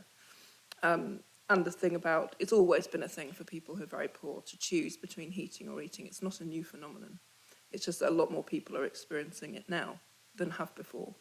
And there are more food banks to provide food in a way which I'm sure most of us would, all of us would hope that those become something we don't rely on anymore. And I'm really confused. Maybe it's like what you were saying. I don't know why the group has decided to do this rather than actually make a concrete proposal that we could actually vote on. It seems, it just seems odd to me to do that, because it may be that some of these things could have been proposed on. And I wanted to go just to mention, if it's okay with the committee to do this, that one of the cases that was in the paper of a young woman who was having problems with the council, she's actually she's the niece of a friend of mine. And the case had all been sorted out, and then somebody in the family went to the paper after the fact. So what you read in the paper isn't necessarily true. And it's really important to remember that some people just want to grind an axe, and we don't want to give them any help to do that. I think this sounds like recommending much more social care from the council than the council is really able to commit. This committee can't, I don't think, give money for sending people round with heaters and things like that. It has to be another, you're a councillor, why don't you help them in that way? Why don't you offer to go and collect things for them? Thank you. Thank you, Lulu. Yes. Yes, thank you. Any other questions on the statement that's been made? Or observations? Okay. Thank you. I mean, that rests there as it does, because we now move on to the amendment, the actual concrete amendments that are being proposed by the Liberal Democrats. So I've asked Councillor Porrer to introduce that. Would you like me to respond to the pages 9 to whatever it is, on the third circulation, yes? Oh, sorry? Oh, sorry, did you want to respond? I do apologise, that was me, just mindful of the cold in here. Yeah, I want a heated throw, sorry. Yes, would you like to sort of respond to the comments that have been made? Sorry. Yeah, thank you, Lulu. I think maybe I was misunderstood, or the heated throw suggestion is misunderstood as a replacement for temporary solutions that people have been offered, rather than, obviously I would not suggest that is a long-term solution to the issues that we're facing, although it is an option for people if they chose. But it was an example that support which was provided for a person in example running 2-3 kilowatt electric heaters for 3 weeks while they waited for the repair service to sort that thing out. So yeah, absolutely apologies for any misunderstanding there. I suppose to answer the question of why has the group decided to give a commentary rather than a full alternative, I'll refer back to my initial point of focus. I know it would take a lot of time for council officers to properly ratify a full alternative budget. We would have an alternative budget proposed by the immediate opposition in the council, and the Green Independent Group doesn't consider itself as an opposition group per se. It's an independent group to offer ideas and hopefully work cross-party and collaboratively as far as possible to come up with the best ideas. So I hope that isn't seen as anti-political, but that was the reason. Thank you. Thank you. Well, Councillor Porrell, would you like to propose your amendments? Thank you very much, Chair. So I think it's fairly obvious what we're trying to achieve by this budget amendment. There's been weeks and weeks of careful thought gone on to this, trying to pick up where I think there are gaps, and allowing us to give our hard-working officers the resources that they need to make the council stocky the best it can be. There's no suggestion that this isn't officers not doing their jobs. We know how hard they're working, but we know already that we don't have enough staff to cover the backlog of the 20% of dwellings, particularly noting Councillor Robertson saying we've nearly spent all our funding. That makes that point even more acute. And this is for decent homes work, but we also see them for responsive repairs and across our stock more generally. As I think the Exec Council mentions, we know after COVID people are getting more confident at letting people into their homes, so we anticipate more coming forward. The consistent underspend, 1.6 million, the fact we're not aiming for EPC Category 3 until 2035, suggests to me that there is more we could do sooner. And this will reduce tenants' bills as well, and obviously address the climate emergency. There's no plan here without our budget amendment to catch up. And I don't want to keep going with underspend. And if we're now covering some of that underspend, meaning that we don't have spare resources when new things come to light, which we're seeing in the papers attached to this agenda today. We know our stock is growing, which is great. Successful council housing new builds, which we support, as you know. But for every new house that comes on stream, there will be more repairs, hopefully fewer for the new ones. But, accidents happen, things need fixing.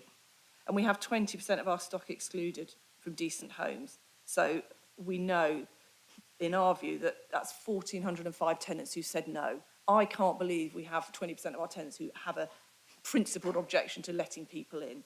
I think it's because the visit times aren't allowing enough flexibility. So not everyone has the luxury to work from home, to be around when someone comes between 8 and 3:30. We have got tenant auditors going into our stocks, but we know that's going to be years and years before that's finished. We discussed that at the last housing scrutiny. So, and we can see in another report earlier today, only 50% of the fire doors got access first time. So we know that we need to address access and give our tenants more options. So this is why we're proposing the 2 full-time equivalent multi-skilled operative posts. So my preference would be they could well be part-time, but this would also allow overtime staff paid at the proper overtime rates to also assist with working more flexibly, having shifts later in the day after 3:30, Saturday mornings potentially, which allows tenants more choice. There's no compulsion for staff to do this. These would be new posts. Existing staff retain their existing contracts with no pressure to change. But it will have the added benefit of diversifying our workforce potentially. Currently, no full-time staff members can work to accommodate care responsibilities in this team. I think perhaps we may get a more gender-balanced workforce coming out of this as well, which would allow a choice of genders for operatives coming to houses, which I think we know from quite extensive research is something particularly for domestic abuse survivors is really important. You'll notice as well, with no costs attached, I've urged the ruling group to explore planned flexible working for all our staff in these teams, if they wish to do this, as we already do this for office-based teams. And I understand now with the new software, it is possible to set shift times in advance, so it wouldn't be truly flexible on the day, but you could, for example, let some workers decide that they want to work a slightly later shift one day. And why not? That would be benefit for tenant and benefits for our operatives as well. I hope that Councillor Bird and colleagues will embrace that and work with us to make sure that is open to all of our staff, as I think that's really important. Our second staffing bid is around damp, mould and condensation. And I do actually have quite a lot of sympathy with Councillor Bird here because of the deadline. She had to write her introduction in early December. And obviously since then, as we've seen from the paper, there's been a huge increase. I think there was 1% when Councillor Bird wrote it. We've had another 140 reported by Lynn. That's 3% of our stock now. So actually I understand at that point, before the cold snap, before the cost of living really kicked in, we didn't know how big this problem was going to get. And this is why I'm asking for this extra post. It would be a permanent post, and it would mean that we could be more proactive about this. We need to be on the front foot. So we need to publicise how to get help, I think, as the Executive Councillor has already alluded to in her introduction. But we also know with more publicity, we will get even more requests, which is great. But we don't have the resource in this budget without my amendment to cover it. I want to be clear as well, this is not a reactive post. I think picking up on some of the things that other people have raised already, and Councillor Howard as well, if we know there's an underlying problem, let's get out there and fix it. And for example, if 3 of our houses of the same type have the same problem, it's probably a fairly good guess that the other 50 built at the same time by the same builder will have that same problem. So this post would be looking at complaints, taking an overview and saying, hang on, before next year, let's get in and fix that. Let's stop it coming back. You know, for example, if you have a cupboard that's full of mould, of course we will remove the mould and put anti-mould paint on. But unless we fit the air brick or the extractor fan, that will happen again and again, and it will happen in every house of that type. The same if we've got a dripping gutter in a certain type of stock. Let's just fix them all, and this officer post would do that. They'd be able to sort of have a bit more resource to take the slightly longer view, which in the long term would save money as well. It will mean tenants' homes are safer, better ventilated and free from damp. And without this extra resource, the only way you can do that for the 3% we know are now affected, and that's assuming there's still some under-disclosure, you have no extra resource. You would have to take existing resource from somewhere to cover this. So I really hope that you will consider this. It's so much more apparent since Councillor Bird wrote her introduction that this is such a big problem now. It's rightly receiving a high level of scrutiny in the press. And we need to be proactive. To reject this post in particular would be a huge risk. We know what the evidence is saying about living with mould and spores. That's gaining traction. Everyone understands that now. So we need to take action. The final bid we've made is for £10,000, hopefully slightly less, to extend the technology that I know the ruling group and officers have already used in a bid that we've put in for solid wall insulation. I've seen the data you get back on this, and it's really cool, actually. You get, it's not a technical term, you get a list of the types of stock, kind of what, for example, putting solar PV on would do, what loft insulation would do, the benefits to tenants, the improvements in stock. And it's a relatively small amount of money compared to our budget. For up to £10,000, we could roll that out across the whole stock. And we know that our government at the moment don't tend to give a huge amount of notice of bids. So this would mean we can get on the front foot. If a bid comes in and says, how many of your houses meet this criteria, we can say this many. And we're pretty confident if we'd have this software. So again, I hope you'll consider this relatively small bid, but could have a really large impact. And it may also help address the 20% where we haven't had access recently to allow us to kind of do an assessment looking at other similar house types. So our proposals to pay for this are clear. We cap 2 posts at 2 years rather than permanent posts. This fits with the ruling group's existing transformation plan, and particularly with the revised ICT revisions Councillor Davies referred to in the executive a couple of weeks ago. We will also raise garage rents to the same levels as council tenants' rents. Because surely if our tenants have to pay 5%, so should our garage renters, 2/3 of whom are not actually in council accommodation anyway. As you will see as well, over the long term, over the 30-year loan term, my budget amendment saves £4 million. So really, what's not to like? In conclusion, these are put forward in good faith to address the rising number of concerns around damp, mould and condensation, to allow a more flexible workforce to give tenants access over more hours each week to address the missing 20% of our stock without decent homes work and repairs outstanding, and to give us the best chance of obtaining the maximum amount of government money for insulation and retrofitting. It will stop the widening gap between new and old stock, which is a huge concern for the Liberal Democrat group. I know the Labour group, my Green and Independent colleagues and our tenant reps want the best possible living standards, and these bids allow us and officers the resources to do this. So I would urge you to support my bids tonight. Thank you very much. Thank you, Councillor Porter. So do people have questions or statements they want to make in relation to Councillor Porter's statement?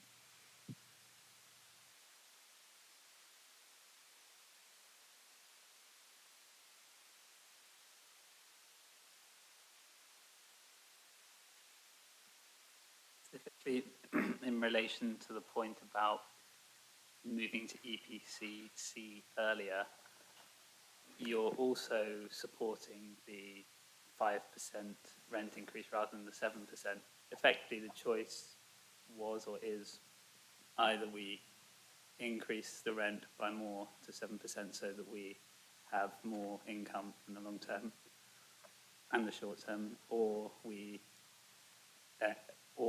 keep it lower, as you seem to be supporting earlier, so that we are protecting some of our vulnerable residents who are in our council homes, and then we don't have as much money to spend on things like this. So I think by making that choice to ensure that we're not penalising people in our council homes as much as we might, then we don't have the spare money to accelerate that programme.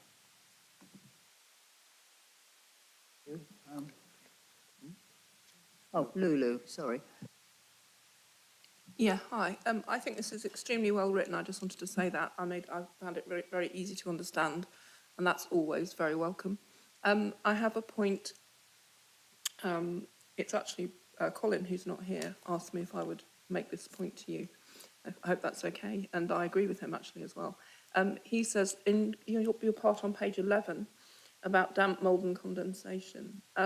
He was saying, when you say,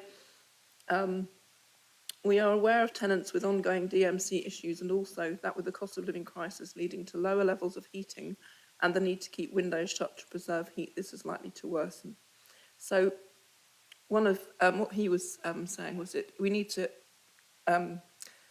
he feels the council needs to do more to, and the housing officers will be doing this, to educate, and the estates and facilities team, educate people that it is possible to keep your home warm and have an airflow with a window cracked open at the front and the back of the building. You don't have to completely seal the whole building off to maintain heat.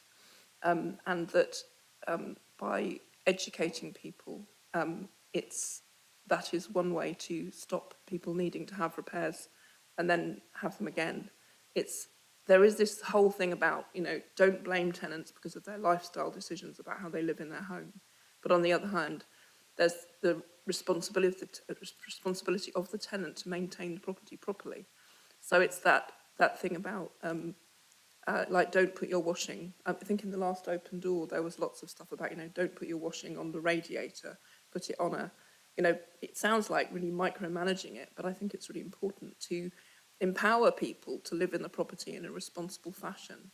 And that's a big part of this. And that's like a tiny issue. The other thing to say is that, well, it's not a tiny issue, it's a big, important issue. The other thing is that the Housing Ombudsman has carried out quite a lot of research and investigation into this area, advising councils how to communicate to tenants, how they can actually better their own situation.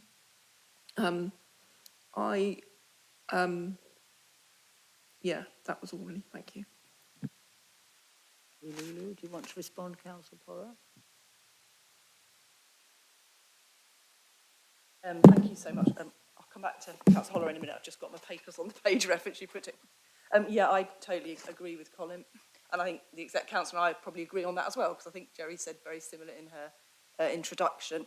And actually that's part of the remit of this post, is the proactive thing. I mean, this would obviously be for next year. It's not going to be this now. So I thought really hard about this because I think it is the idea of kind of just helping people understand, not blaming anyone, just as I think the Exec Council said as well, I don't think anyone here is disagreeing that the more helpful information is better. So actually, if Colin has a look at my actual amendment for that post, it does say part of the remit is kind of going out, looking at, for example, where something might have been able to be helped with a bit better information. And I feel at the moment there's no resource in the current ruling group's budget to actually do that, other than asking officers to do it who are already really busy doing other stuff. And I think that's my concern. To come back to Councillor Holloway, yeah, the 7%, obviously we thought hard about that. You know, we didn't move to 7%, we were with 5%. So what, and I have to give immense credit to Julia for this, but the way I'm funding this means that we can still do these posts without upping the rent, because the 2 posts I've capped, there's an ICT post. Mike Davies, you know, I think various of you, certainly Councillor Berbers at the executive, we're reviewing all of our ICT provision with 3CIT in the next 2 years. So it seemed like really logical to say, we'll make that post 2 years. And the same for the housing officer post, because if you were to agree my amendments, we'd have, in effect, 3 extra posts. So we capped that at 2 years, which also fits with your own transformation plans about, you know, how we may need to review things and look at posts in a couple of years anyway. By upping the garage rents to 5%, which I think is reasonable, because if you're asking tenants to pay, you know, it's a actually relatively small amount if you rent a garage. But I say over 2/3 of our garage renters are not tenants.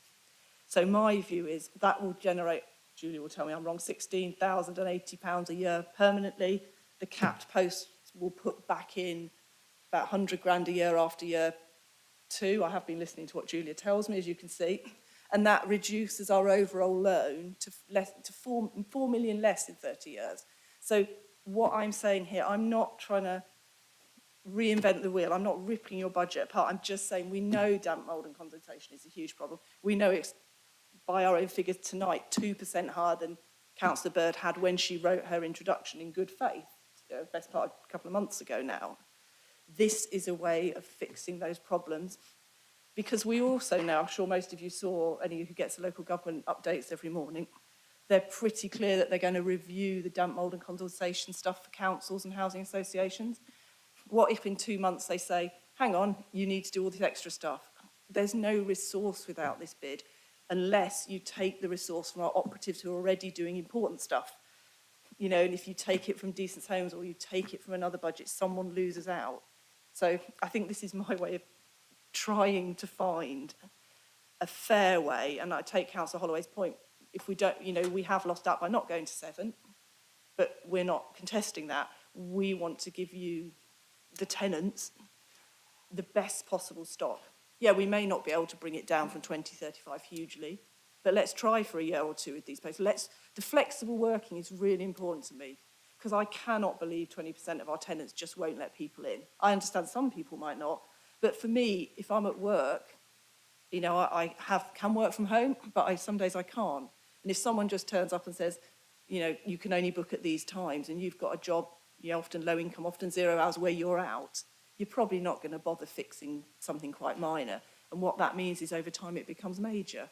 So I hope that addresses people's concerns. I'm quite passionate about this budget, you know, and again, please thank Julia, because she has been amazing in helping me manage the finances. Thank you so much, Chair. Thank you. Councillor Herbert. I can remember being in opposition, and it always chastised me when I was the leader that you should think about exactly what it is that's being proposed. I think my in reaching views on these, Councillor Porra, I would value the officer's view. I'm instinctively not very supportive of the assumption that tenants don't make appointments and then, well, the assumption that tenants make appointments and then don't keep them because they're at work. Because if I wanted to get, well, I just want to have a better understanding, preferably from officers, about exactly what is the rationale of how we're currently approaching making appointments, and why is there a view that we're not actually delivering repairs that definitely are needed, or are we just underspending a budget because for various reasons people are not actually coming forward with the same number of repair requests, Chair? So I just really appreciate both on the principle of responsive repairs, but also on the issue of damp and mould, an officer view about exactly how is the current service achieving it. There's always an instinctive approach of people, and that's where I come back to being in opposition, which I remember well, including contributing in housing committees, of doing what looks like additionality and stating effectively by inference that things will not otherwise occur. Now, I happen to be really proud of the housing team and the way that the housing department achieves so much. And I'm conscious that every pound that they spend is ultimately out of the tenant's pocket as well.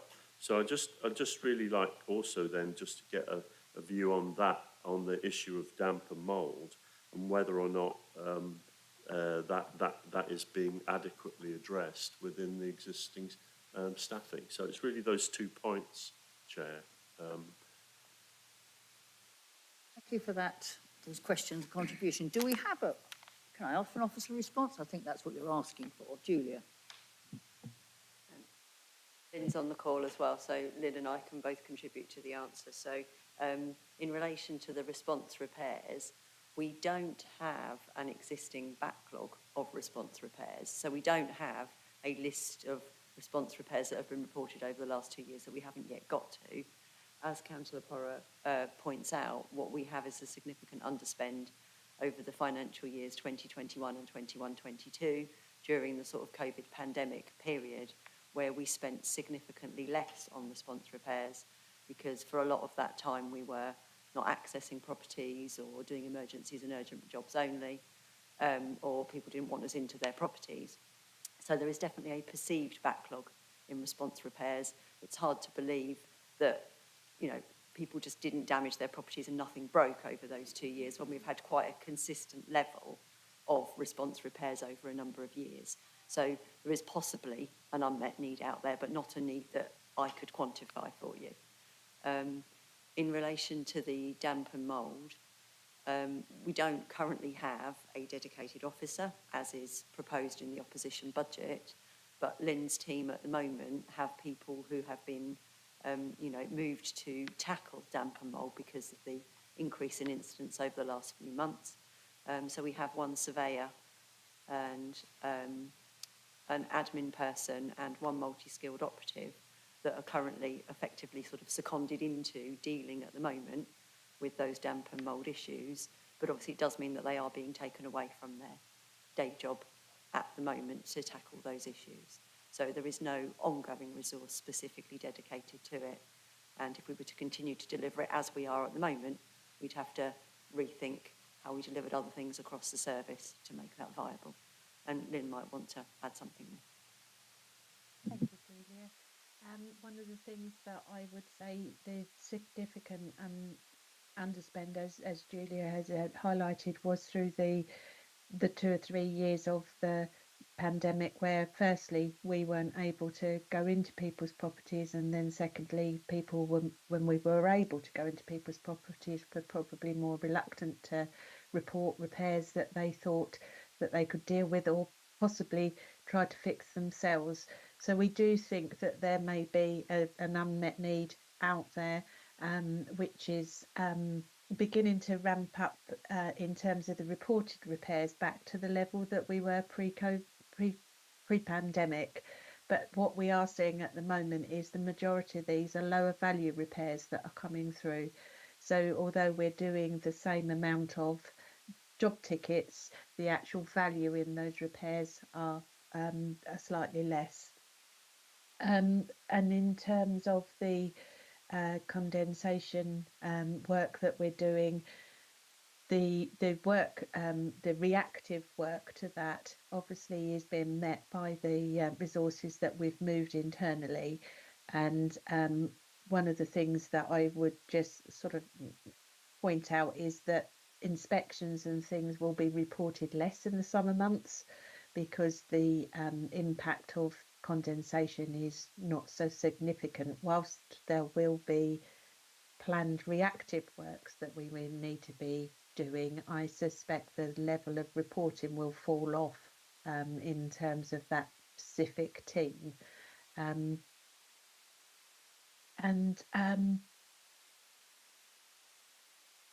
I think we will continue to pick up these additional concerns through the programme of the tenancy audits that we are conducting. I hope that answers Councillor Herbert's Yeah, no, question. thank you. I just felt the need to get some opposite comment there. Thanks. Thank you. I've got Lulu, you had your hand up. Matthew first, sorry.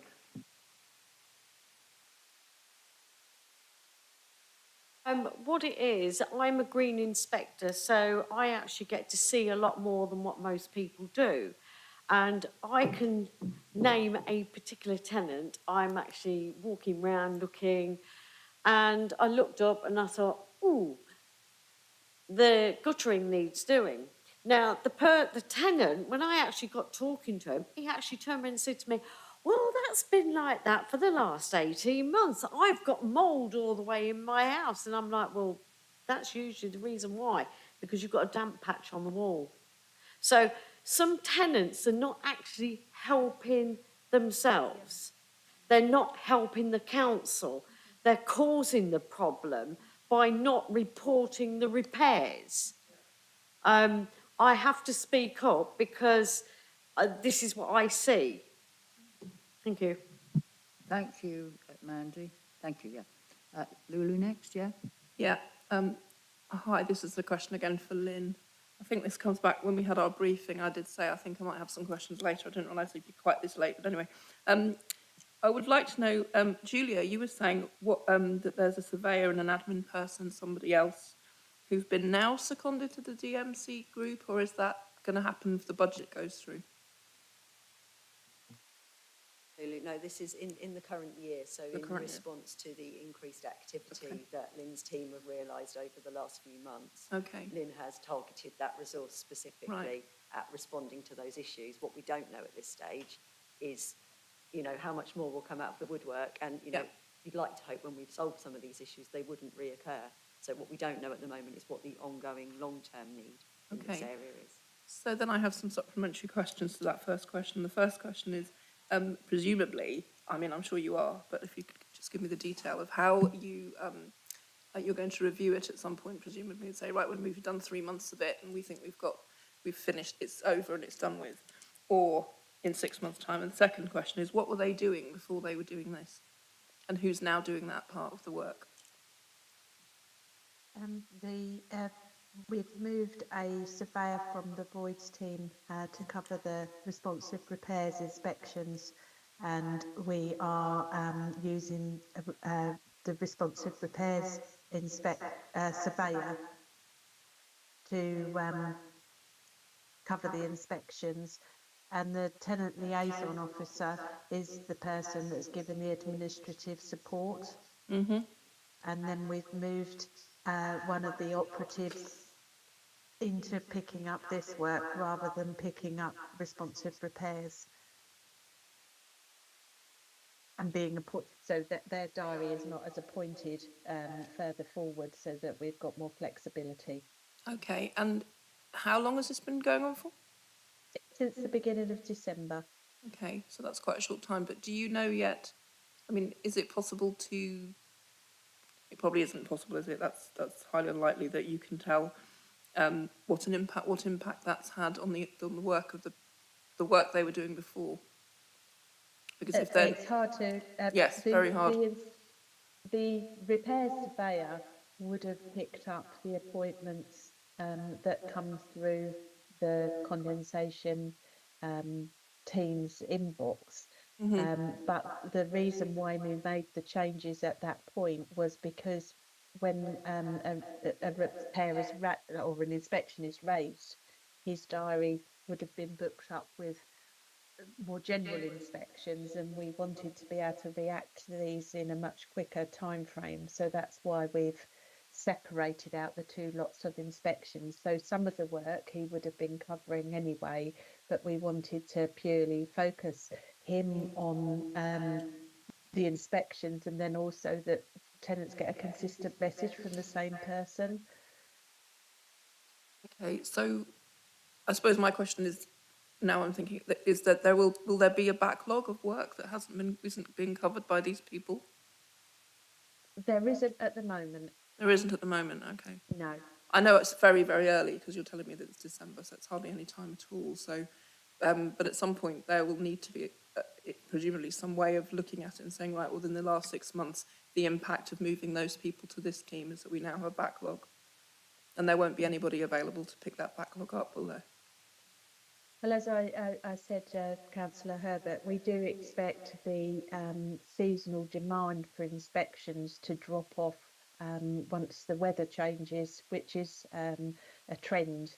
But what we need to do then is to proactively look at the properties, and that's one part that I'm doing with the team at the moment in terms of reviewing the addresses that have come through, and so that we can then reach out to tenants and try and review the properties that have that are of a similar address that haven't come through. So there'll be some proactive work for us to do. But as I say, the tenant liaison officer deals with concerns and issues generally. And so she's picking this up as part of that work that she does. And then we have, as I say, moved the surveyor and the operations manager is also sort of picking up some of these things. So it is quite early to tell at the moment. I think it is only 6 weeks, I think, since we've been 5-6 weeks since we've been operating in this way. I have another question, if it's all right, about this, which is, oh, it's now gone out of my brain. So this is a new decision for last year, and you're saying that there's a seasonal context to it. So do you envisage, if it works well, that you would do it again next year? That you would second people over again to deal with damp and mould inquiries during the colder months? I think that's the decision we would have to make once we've reflected on how successful it has been. And obviously, if we're putting improvements into properties, you would expect there to be less issues moving forward. So I think that's quite a difficult question to answer at this point. Yeah, sorry about that. Maybe I'll retract it. Thank you. Any further questions relating to the amendments put by Councillor Poyle, which is what we're still on? Councillor Holloway, sorry. Can't see once again. So it seems from what Julia and Lynn have been saying that the issue is not so much with the staffing, but more with actually identifying issues with people who aren't necessarily coming forward. So I just wondered if there is any way in which we can seek to speed up the audit process, because we've already seen in previous Housing Scrutiny Committee that has been really successful so far in identifying issues. I think that's related to the amendment, sorry.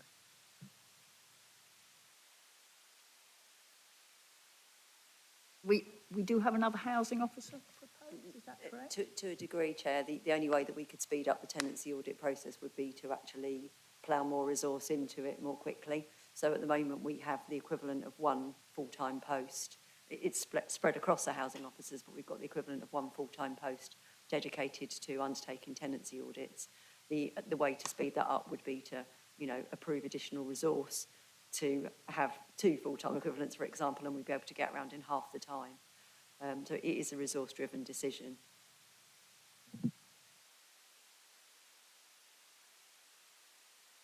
You again, yeah. Sorry, I'm banging on about this a bit. I think there is an issue which Councillor Poyle raises about out of hours. It doesn't affect me because I work from home.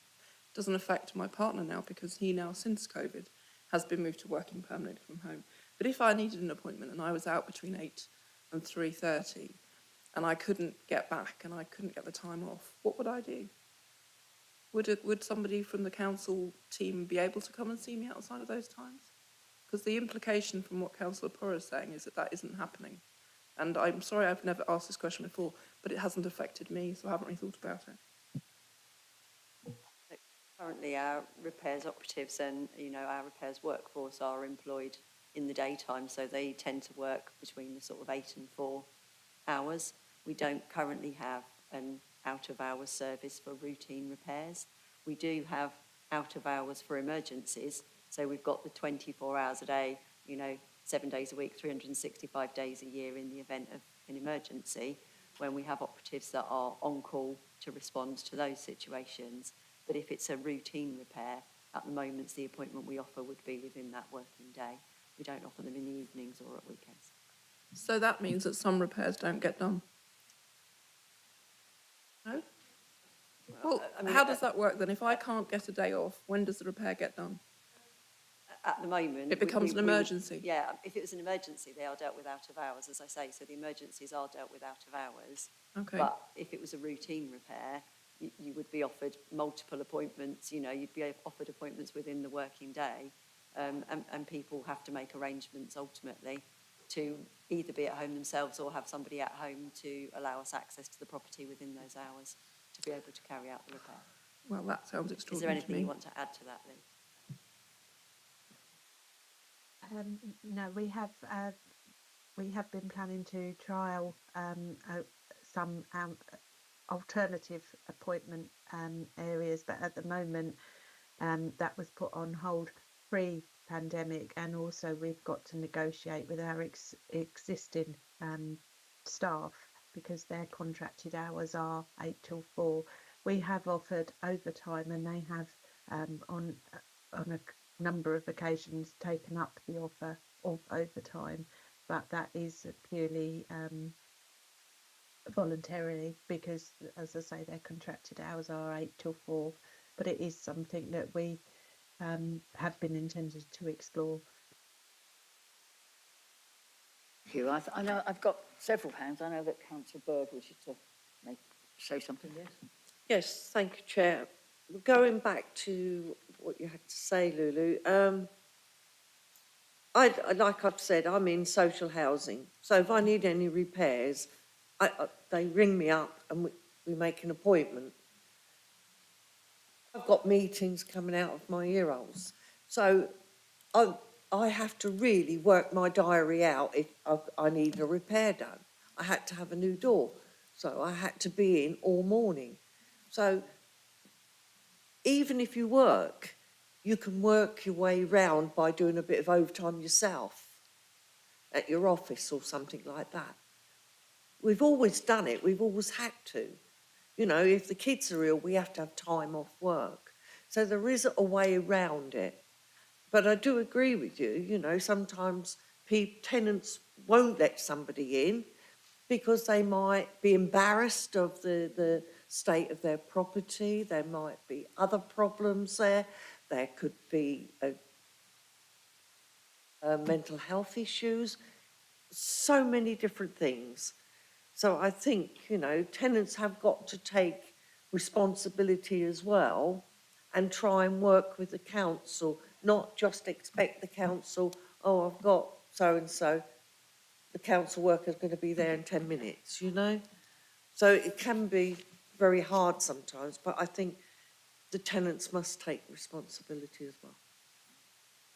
And it'd be same as if you were a private, you had your own house,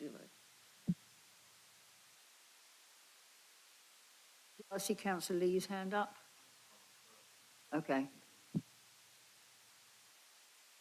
Thanks. I definitely support the proposals for a dedicated CDM role and also the options for trying to figure out a more flexible visiting approach for repairs.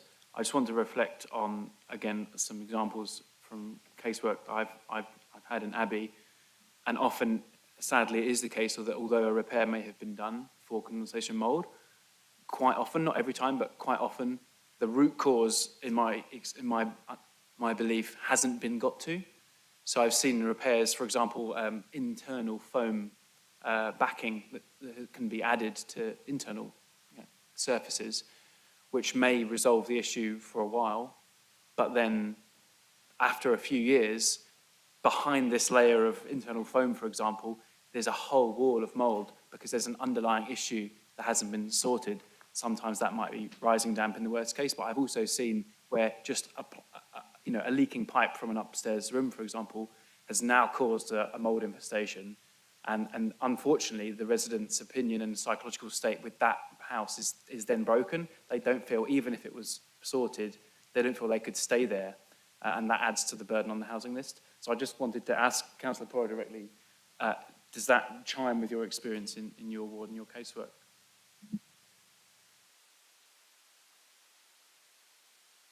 Respond and then I'm Councillor. happy to collect them up and respond at the end if that's helpful. Okay, right. And Avoid. I'm writing it all down as we go, Chair. Good. I won't remember. Good thing you're writing it down. Councillor Lee, did you have something you wanted to add? Yeah, I just want to show my support for this amendment for exactly the conversation that we've just been having over the last 10 minutes about flexibility and allowing people opportunity to actually get the repairs done that they need. To give a brief anecdote, I know someone who over the last week has contacted the council about squirrels in the loft, and it might seem a bit of a trivial problem, but this person can't work from home, unfortunately. They work in an in-ward, so they have to be there. And the council workers turned up on their doorstep on Monday and left a card. They weren't given forewarning that they were going to be there, so this is a missed a missed appointment, I dare say.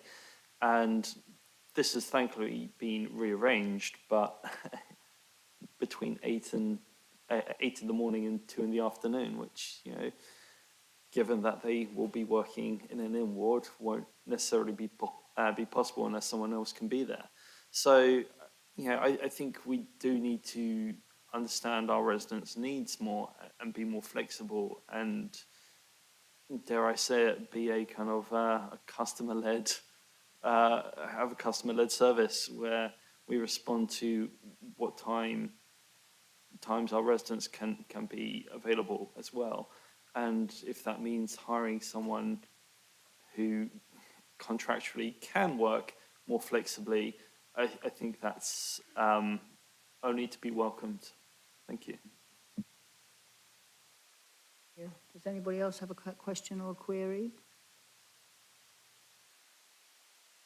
I think. I see Bella's got some. Krista Bella's got a question. I can't see that on there. Yeah, sorry, just following up from what Councillor Lee was saying. I think it was last year or last 2 years, I did raise the issue of not having a set time, that 8 o'clock to 12 o'clock, or not knowing when they were coming.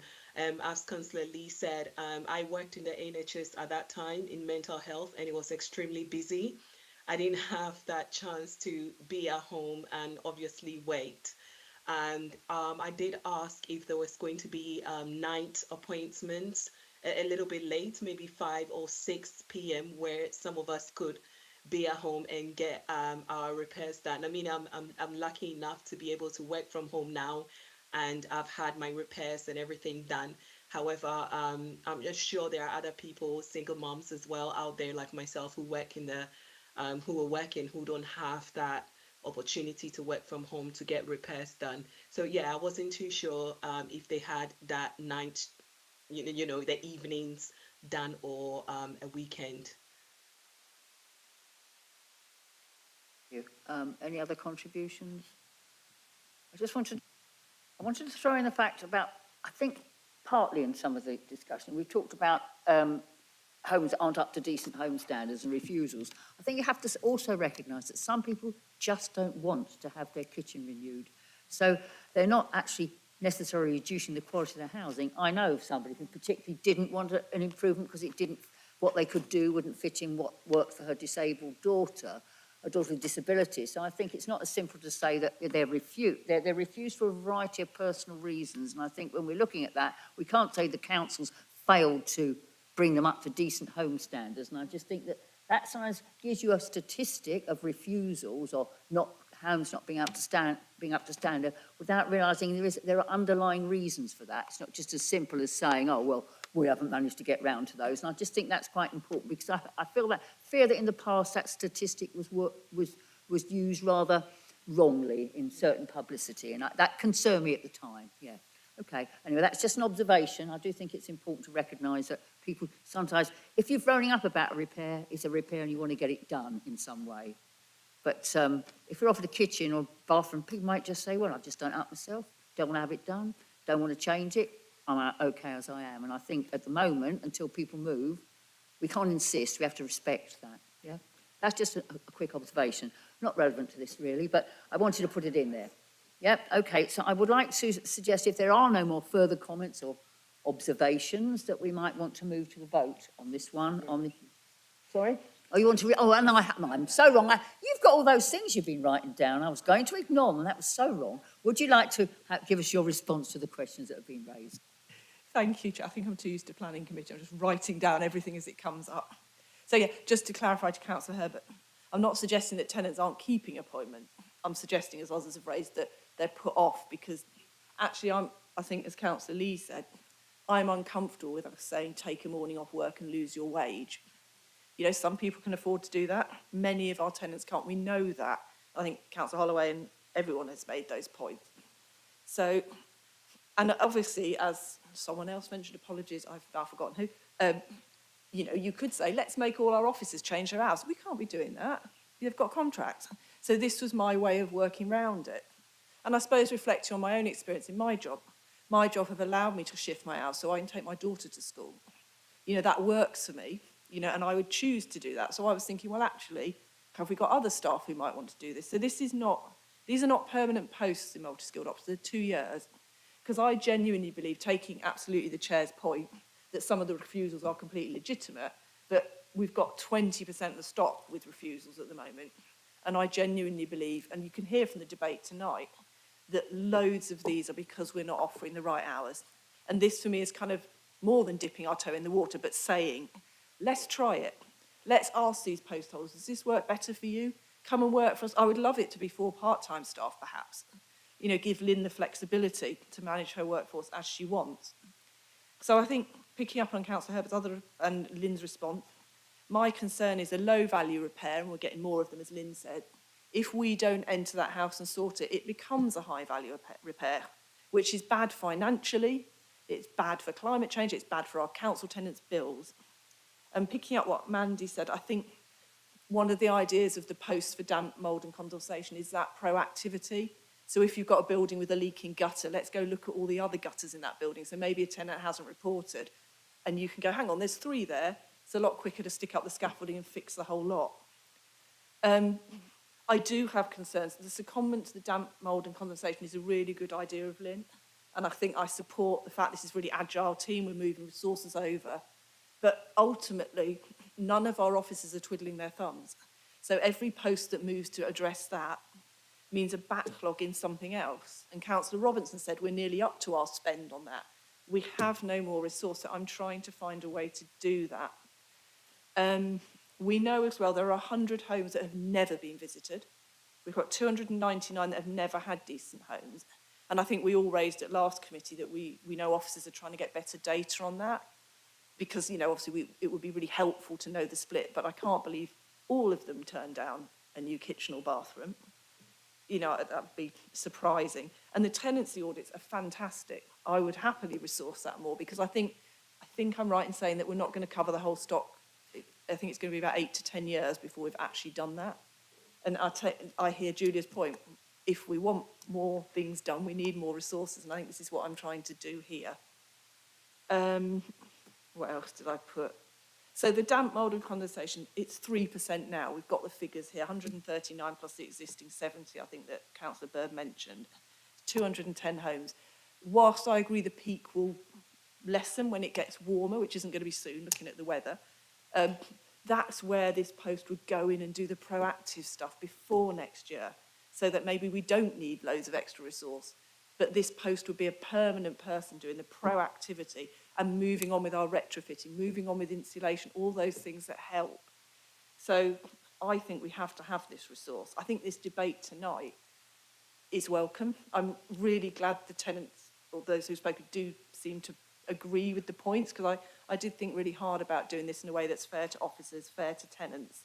And I do absolutely agree with Councillor Howard that my experience in my ward, we have fewer council houses, and obviously in Market Ward we've got Princess and Hanover that have sort of been decanting, so it's reducing at the moment. But one of the examples I gave in the speech about the cupboard not being fixed was something that had come through residents. So it's this idea that addressing the root cause, getting on the front foot. You know, we've underspent these budgets. We've moved near, 1.6 million into new build, rightly, to stop borrowing. But this would only cost 18 grand a year. That's not a huge amount when you look at how much has gone into new builds versus the old stock. So I hope everyone will think of this in good faith. And it just gives our officers the ability to be on the front foot, because Lynn's team are great. And this gives her the flexibility for allowing more access without compromising the existing staff posts. It looks at damp, mould and condensation proactivity, and picking up Colin's point on advertising, informing in a helpful way, community-based way. And the ICT thing, which nobody's really mentioned, is a very small amount of money to get a really, really good chance of getting some more government bids. And we know it because the ruling group have already used this software. So let's roll it out for, I think, between 6,000 to 10,000, we could have the whole stock assessed. I mean, and that's fantastic. And I know it might have to go to tender, so I will leave that to the officers. But the principle is that this kind of software could give us a really clear benefit really quickly. So I'd be really grateful for anyone's support for these amendments. Thank you very much. Well, now we're going to put the amendments to the vote.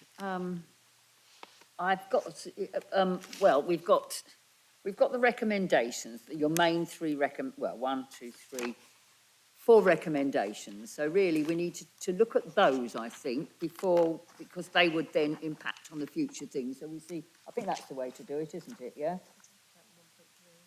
Sorry? Yeah, so it's the amendments at 1.3, isn't it, to start with, and 1.4. So I think, yeah, except the 1.4 relates on whether the initiatives are agreed or not, doesn't it? So really, we'll start off doing the 1.3, yes? Is that fair? Yeah, I think I'd requested to take it in parts, so 1.3A, then B, then C Yes, and D, okay. just in case I'm people sure that will don't be want to vote for accepted. all of it. That's the way we've done it, I think, Hope they in the will. past with these. So, okay, phew. So we now go to the vote on, and everyone can vote on this because it's part one. Right, the amendment, on page 13 of the Lib Democrats alternative sort of budget thing, it's 1.3A. Those in favour? So that's 4 in favour, Chair.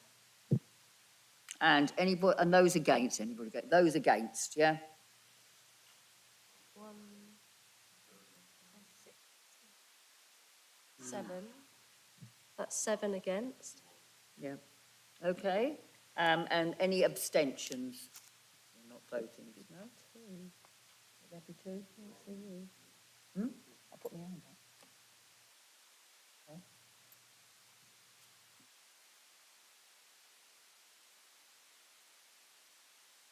Sorry, can the people against just put their hands up again? 1, 2, 3, 4, 5, 6, 7, 8. And those in, yeah, and we've got those in favour, haven't we? And Yeah. anybody abstaining or not voting? 1. One. Thank Yeah. you.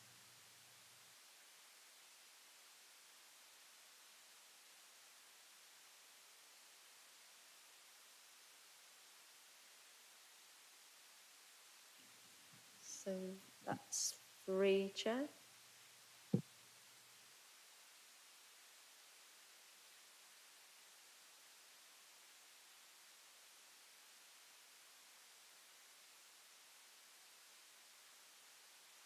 Seven, Chair. Any abstentions? I'll abstain on this one. That's 3, Chair. Yeah, okay.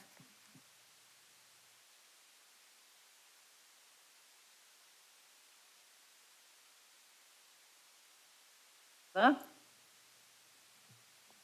4 in favour, Chair. And those against?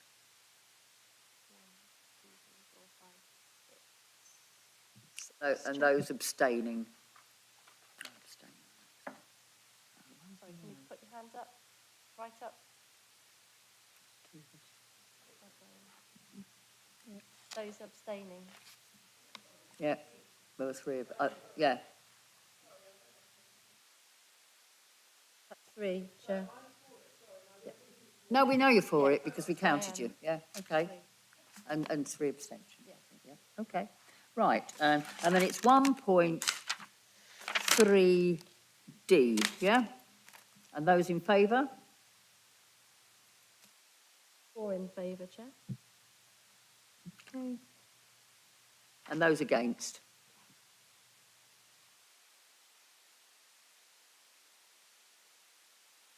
8 against.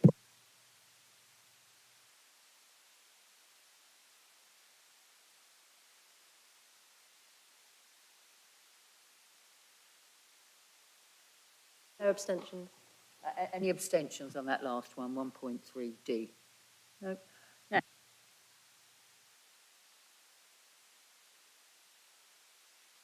Sorry, that was 4 in favour and 9 against.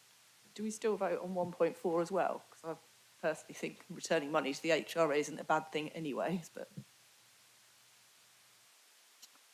I might take some advice on this because it says to fund the initiatives outlined above, the group recommends the following amendments. So it seems to me that, am I right in thinking that 1.4 is based on whether 1.3 is carried yet or not, yeah?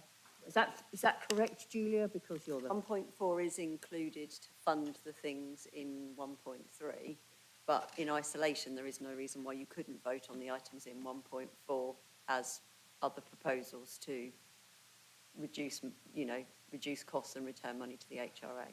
They're not required to fund the proposals, but they are recommendations that could still be voted on and taken in isolation. Okay, thank you. I was just reading it very straightforward. So we should be voting on those, is what you're saying, yeah? Necessary. Not necessarily. Oh, well, Even if you go for it, it's subject to 1.3. yes, I know, yes. That's a confusion to me, and I thought I had it straight in my head, but I'm not sure I have. Lulu? Surely, well, it seems to me, surely, that's me being like, I know what's going on. 1.4, A and B, we can't, because that's about increased staffing, but C we could, because that's... Oh, so that's not nothing, related that's about to funding anything. anything, is it? Okay, so C we could. So I think you're right. Thank you for that. Would that be fair? Councillor Porrer. Sorry to be a pain. Yeah, obviously I'm disappointed the amendments didn't go through, but I actually think all three, because actually A and B are not increased, they're reducing it because it's capping the post to 2 years. So for me, I actually think these are on their own merits, stand without my budget amendment. I appreciate that probably means everyone's going to vote against anyway, but I'd quite like them to have an airing if that is possible, because actually this reduces the loan terms. This is the £4 million saving. I mean, let's just clarify. Let's vote on them. It doesn't make any... Let's vote on them, shall we? Because Happy to otherwise take in we a could block, spend all Chair. evening arguing whether we should or not. As a block. As a block, yes? I think... Well, no, I think because they're slightly separate. We can just do them separately. It doesn't make any difference, does it really? Okay, I'm going to take the chair's decision. I've got to be decisive. I've got to move it on. 1.4A, those in favour? That's just 2, Chair. 2 in Yeah, favour. and those against?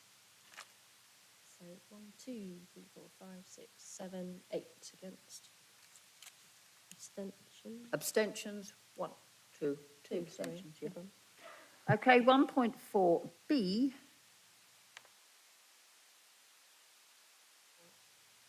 Those in favour? That's 2. Sorry, Chair. I got lost there, didn't I? And those against? 1, 2, 3, 4, 5, 6, 7, 8. 8 against. And 1.4... Sorry, sorry, abstentions again. So abstentions, 2. I realise that, yeah. 2. Yep. And then 1.4C. Those in favour?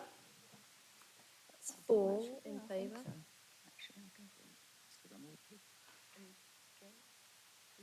I'm in favour, just to be awkward. It's 5 in favour then. Those against? 1, 2, 3, 4, 5, 6. Okay. 6 against. Okay. Thank you very much. Abstentions? Yes, abstentions. Do I have an abstention? I don't think we have on that one. No, we have got one, Diane. Okay, thank you very much for that, because I think that was actually, I mean, it's interesting discussion, and it's a pity that we have to discuss it these kind of things sometimes in this real formal circumstances, because things come out of this that might be useful to incorporate in future budget making, rather than having it in this formal either or situation. I think that, well, that's something else. That's about how we deal with budgeting, isn't it? That's something else. Okay, so the next thing we do is we're going back to the main budget proposals that were at page, wherever I've got it now, because I'm losing myself here. Yeah, that's right, page 26, and I will take these, I'm going to take them in bulk, I'm not going to go all the way through.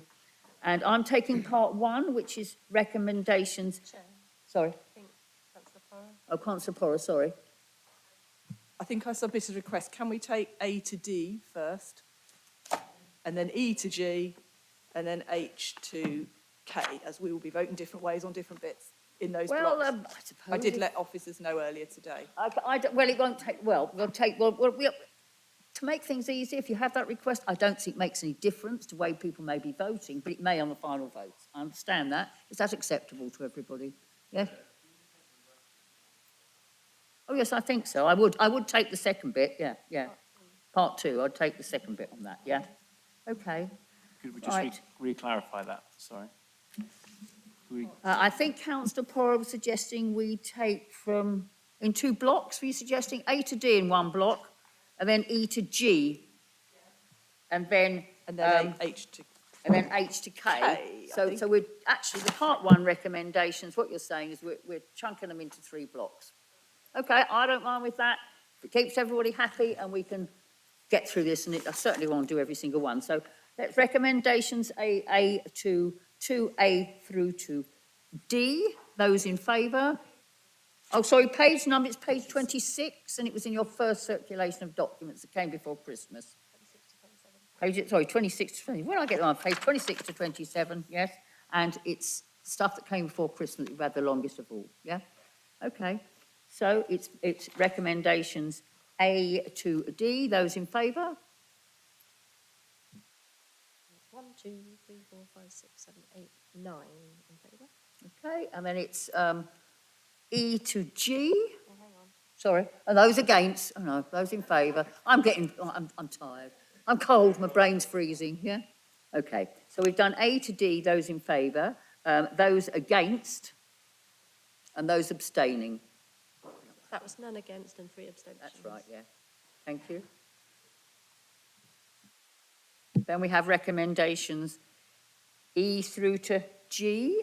Yes, so that's 3 in that part there under review of rents and charges. So those in favour of E through to G. That's unanimous in favour. Yep. Okay, and therefore it's unanimous. I don't need to ask for another vote. Everyone's in favour of that. Yeah, good. Numbers add up. Then I'm going H through to K. So it's on pages 27 through to the top of page 28. Those in favour of those recommendations? 2, 3, 4, 5, 6, 7, 8. Yes, and those against? And abstentions we'll have on this, I know. 3. Chair. Okay, thank you. Well, sorry, hold on. I'll do it now in a minute. I'm just going to say something before then, but I won't. And that's that budget proposal, and Councillor Bird are in favour, going to accept those recommendations. I think after all that chat, you probably will, yeah? Yes, Chair, thank you very much. Hope you say yes. Couldn't go through that again. Now, luckily, this is the point at which I can hand over to the chair of the committee, who will do the rest of the recommendations. Thank you very much.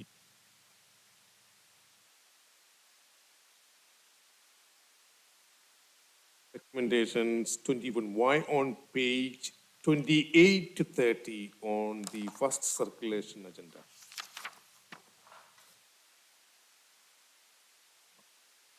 All those in favour, please raise your hands, please. So, Chair, 1, 2, 3, 4, 5. 5 in favour. No, it's more than that. 3. Sorry, I Yeah. cast my eyes over that way. 7, Yeah. Chair, sorry. 7 in favour. And those against? That's none. Those abstaining? That's one. It's carried. Does the Executive Council agree to the recommendations? Yes, Chair, thank you. What is your view about having a 10 minutes break? 5, yep. Thank you. So we will be back in 8:36.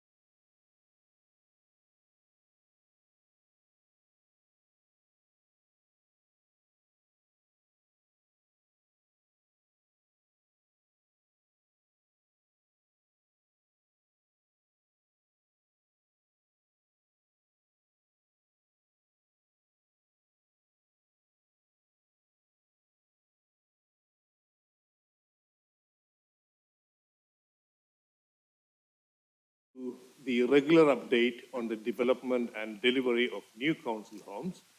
This report is contained in the second circulation agenda, page number 41 to 54. Please could the head of the Housing Development Agency introduce this item?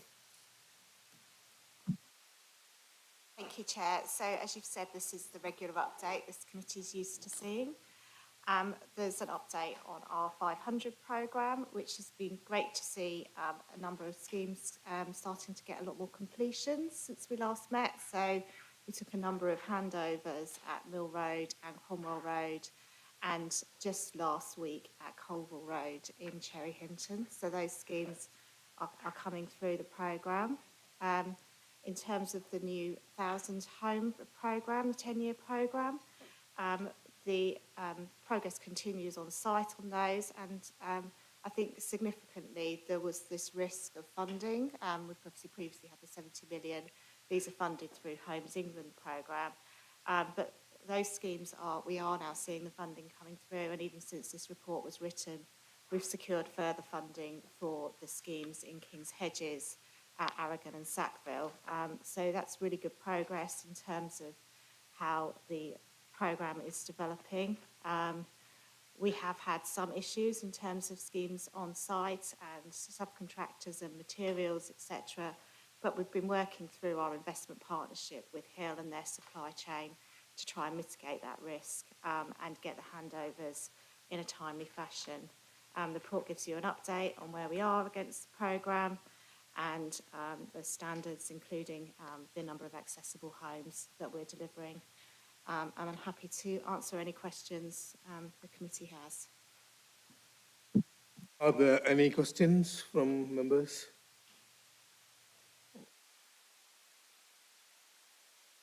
Please. Oh, sorry.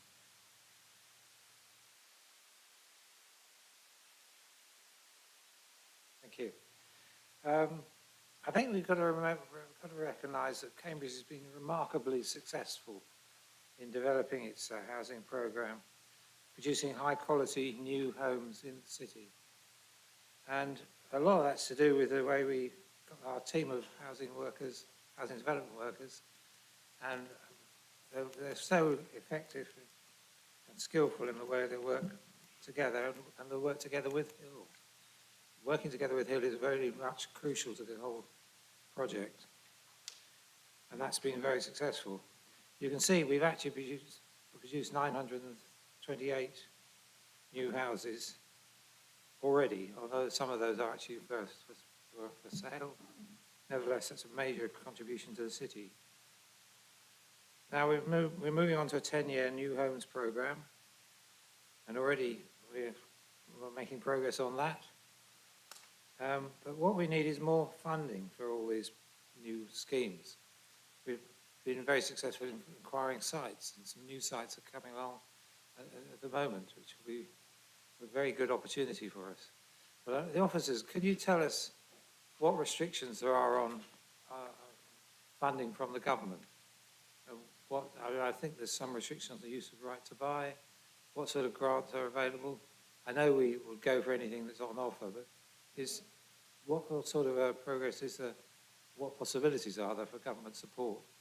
They should be investing for the future, and we want to know whether they are enabling us to do that ourselves. Thank you. Thank you, Councillor Robertson.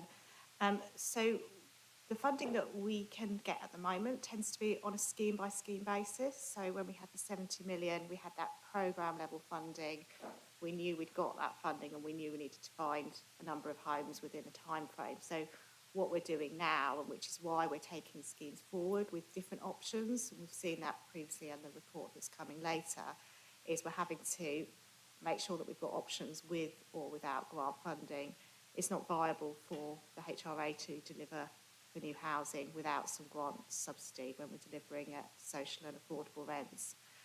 We have established a really good relationship with Homes England, and as I've said, we've been successful on all the schemes that we've now put forward to them, but we are taking them to planning and having to get planning before they will fund them. I was at a session with Homes England just yesterday, and they are looking at creating greater flexibility in their programme. So there are things like they won't fund schemes unless they're 100% affordable housing schemes. So if you had some private on the scheme, you couldn't get funding for all of it. You can't get funding for replacement homes. There's not so much support for regeneration. So there are rules around what we can get funding for. We've been able to, as I said, secure it. And it's important for us to develop that relationship with Homes England, talking to them about the kind of things we're trying to do and talk about how they can support us. We obviously are a high cost, high value area as well, so we're an outlier compared to the rest of the East of England, and we continue to make that case. But we have been able to secure a level of grant that makes it viable, as has been presented in the budget setting report. We're also able to use right to buy receipts, and we've also got other bits of funding we mentioned in the report, the one public estate funding we've secured through on the Aylesborough project. And I think because we've been good at delivery and good at spending, it does put us in a good position for getting more, and it's a key objective of our team to secure the funding, and we'll continue to update you and colleagues here on where we're at with it. Just come in relation to your question about the constraints on the use of the funding. So we're not permitted to use right to buy receipts to fund any unit of accommodation that is in receipt of any other form of public subsidy. And Homes England grant is considered to be, under the definition, other public subsidy. So what we can't do is mix right to buy funding and Homes England grant funding on the same unit. So we have to be quite creative in how we fund the new build programme, and we are able to use grant to fund new units where we're delivering additionality. We can't use right to buy receipts on re-provision of existing housing either. So if we demolish, a scheme of 30 units and put 60 back, we can't use right to buy receipts for 30 of them because 30 of them are replacing the existing units. And we're unable generally to get grant for those as well. So we have to consider which schemes we use which for, and we are assigning right to buy receipts to schemes where we don't possibly expect to get Homes England grant funding, sites like Section 106 sites, where we are able to use right to buy receipts, but we wouldn't be eligible to bid for Homes England grant funding to make sure that we maximise the use of those resources across the programme as a whole. Thank you. I'll add creativity to the attributes of our team. Absolutely. Well done. Thank you. Most of my question, Chair, has been answered in the very full answers. But I would just, I just think, just to follow that up, it's been pretty astonishing because the original programme was made possible and certain by a significant chunk of money. But this is a bit akin to the kind of scavenging and finding of funds of all different sorts here. And I just pay tribute to the team for achieving in a very difficult circumstance, because Homes England has not funded in its upfront funding a single local authority. And we put a lot of effort into a bid and then found that Treasury thought that we shouldn't get it. So it is the result of really intensive work on each particular scheme. And I'd also just like, just as a point of note, to look forward in March to, I think, probably the first council housing in Newnham Ward, unless I'm mistaken. There may be a few. So, I mean, effectively what this has done is been to provide affordable housing in all corners of the city. And I know from looking at some of the schemes, including in my own ward, just the amount of work that's been put in by the team. So there's been a lot of engagement of adjacent residents, including a large number of council tenants. And that's been very thoughtful, including adding environmental and other improvements so that there are benefits there. And whilst I wouldn't be put off if we lost a vote like Brexit 52 to 48, there's also been an impressive set of results in terms of getting tenants adjacent to support what isn't a very easy thing, and that's a lot of construction, and the principle of using spaces adjacent to them. Sorry, I shouldn't even use up everybody's time, but I thought that I should add a thank you, because it's been a great team effort, and I know Claire's assisted by her team's done a lot of it, but there's been an awful lot of other people across the council have made this possible. So I'd like to thank them all. Thank you. I don't think you expect a response. That's a comment, isn't it? Thank you. Please, can I check that all committee members have asked all the questions that they wish to ask? Sorry, I didn't say. Thank you very much, Chair. Yeah, I agree the standard when we went to visit the Meadows development was impressive, so congratulations to officers. Yeah, I welcome it's 10 years new homes rather than 1,000 homes. We've been saying we just need to aim for time rather than volume. And we welcome, obviously, the passive house commitment. I just want to check with my ward councillor hat on Hanover and Princess. Obviously, it was scheduled to come back to this committee. Could I just check that sort of where we are with that and when we're likely to get that back, just so my residents are aware? Thank you. Thank you, Councillor Pora. That's been put on the forward plan for the next committee meeting of March.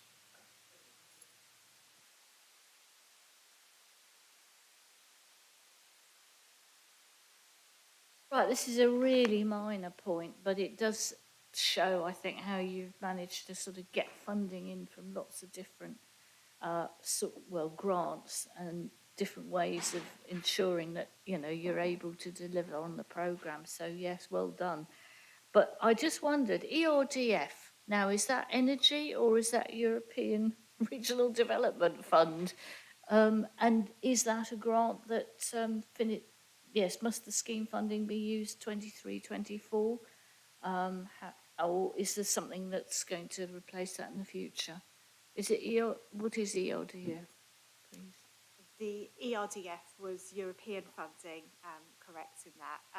When we brought forward the proposals for the scheme at St Thomas and Paget Road, at the same time we were working with the team there of a bid to up the standards to do a net zero pilot. Unfortunately, the criteria for that meant that we weren't eligible to put those forward. But at the moment, the cost of delivering them at net zero is still built into the existing budget, and those schemes are being worked up on that basis. There's a caveat on that in that build costs are obviously changing an awful lot, so we will have to review it as we get those schemes forward to delivery, but that's what we're working towards. Any other questions? We will now go to the vote. Recommendations on page 41 of the second circulation agenda. All those in favour, please raise your hands. Yeah, that's unanimous.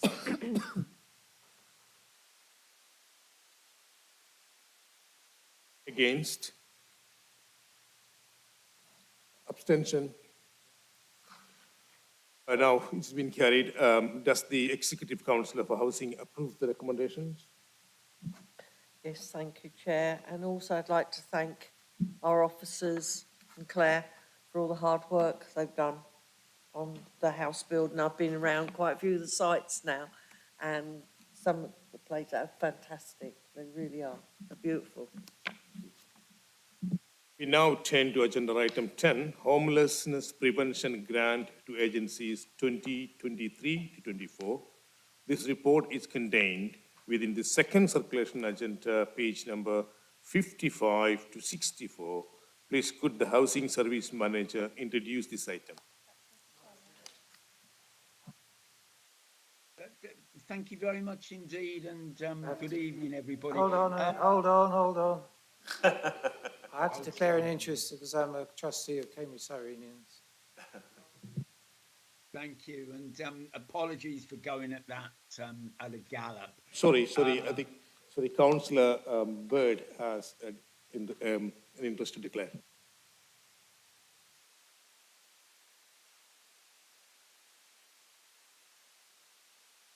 I've got an interest. It's not pecuniary, but I am also working on a homelessness project, but it's outside of Cambridge. But I'm just declaring it because I work with people like It Takes a City. Thanks. Thank you. James Sorry? Okay, fine. To James McWilliams to speak. Sorry about that. Okay. Thank you very much. The paper in front of you is in two parts. The first part outlines our homelessness prevention grants. These are the annual grants that we make to agencies with an express intention to garner bids that will prevent or relieve homelessness. The second part of the paper, it proposes that we should take some element of that funding and make use of it to commission winter provision for rough sleepers for 3 years. The only thing that I'd like to highlight before taking questions is, as is usually the case, the number of bids we receive have significantly outweighed the money that we have available to disperse. It's almost double the number of bids that we've had come in as money we've got to disperse. That inevitably leads to us having to make some tricky decisions. And it isn't always evident why those decisions have been made, but I'm more than happy to take any questions on any element of that. The only other thing that I would just like to highlight from the report is with regard to the winter provision, and just to say that since the winter of 2021, under COVID, we've been doing something very different from how it is that we were doing things before, which was something called Severe Weather Emergency Provision, or SWEP, which was intermittent provision. Having tried that now over 3 winters, the new arrangement over 3 winters, including the current winter, we feel that we're in a good position now to put together a contract for 3 years, and we think there are a number of advantages to doing that, including being able to better plan. So that's all I need to say, and I'm more than happy to take any questions. Thank you. Now, are there any questions? Councillor. Thank you very much, Chair. I think the television's about to switch off, Sarah. Oh, thank you, Boris. Just so we don't lose James. So, yes, oh, wait. Oh, yeah, good. So hopefully he's back now. Yeah, definitely support the longer-term contracts for the homelessness provision. That just seems really sensible. It gives our providers security. So, and I know that's something a former housing spokes Cantrill used to argue for. So we're really pleased to see that. And the everyone in and winter provision. And I say note, it benefits homeless women in particular. I just had a question about the bid for Cambridge Women's Aid. That is obviously significant. It's like the only one that's sort of a bit of an outlier in that it's significantly less. So I'd just be grateful if the officer might just be able to explain why there is that difference between previous awards and this one. Thank you. Thank you for the question, Councillor Porra. There's 2 reasons for this. The first is that these are homelessness prevention grants, and what we've been trying to do over a number of years now is try to focus this funding on those agencies and schemes where there is this clear connection about preventing homelessness.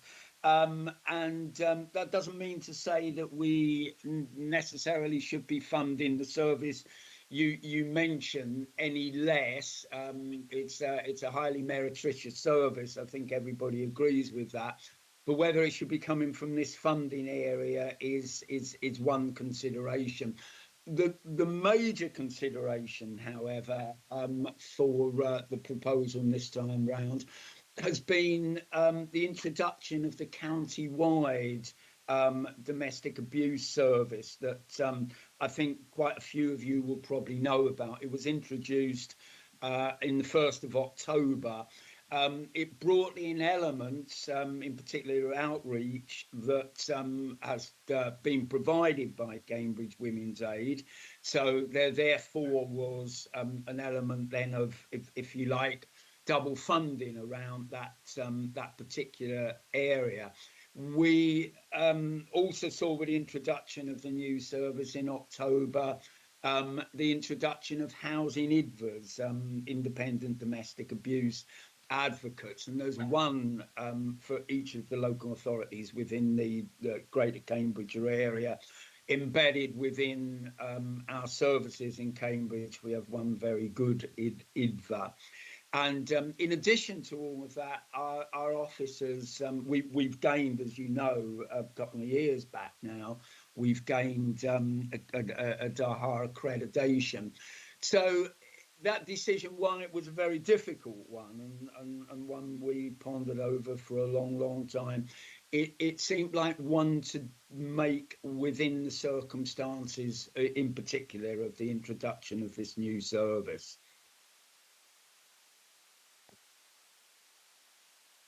Any other questions? John Holloway. Thank you very much for this, James, and thanks for your work and the team's work on all of this. I really welcome the winter provision, and I'm also glad that we're now extending that for further 3 years.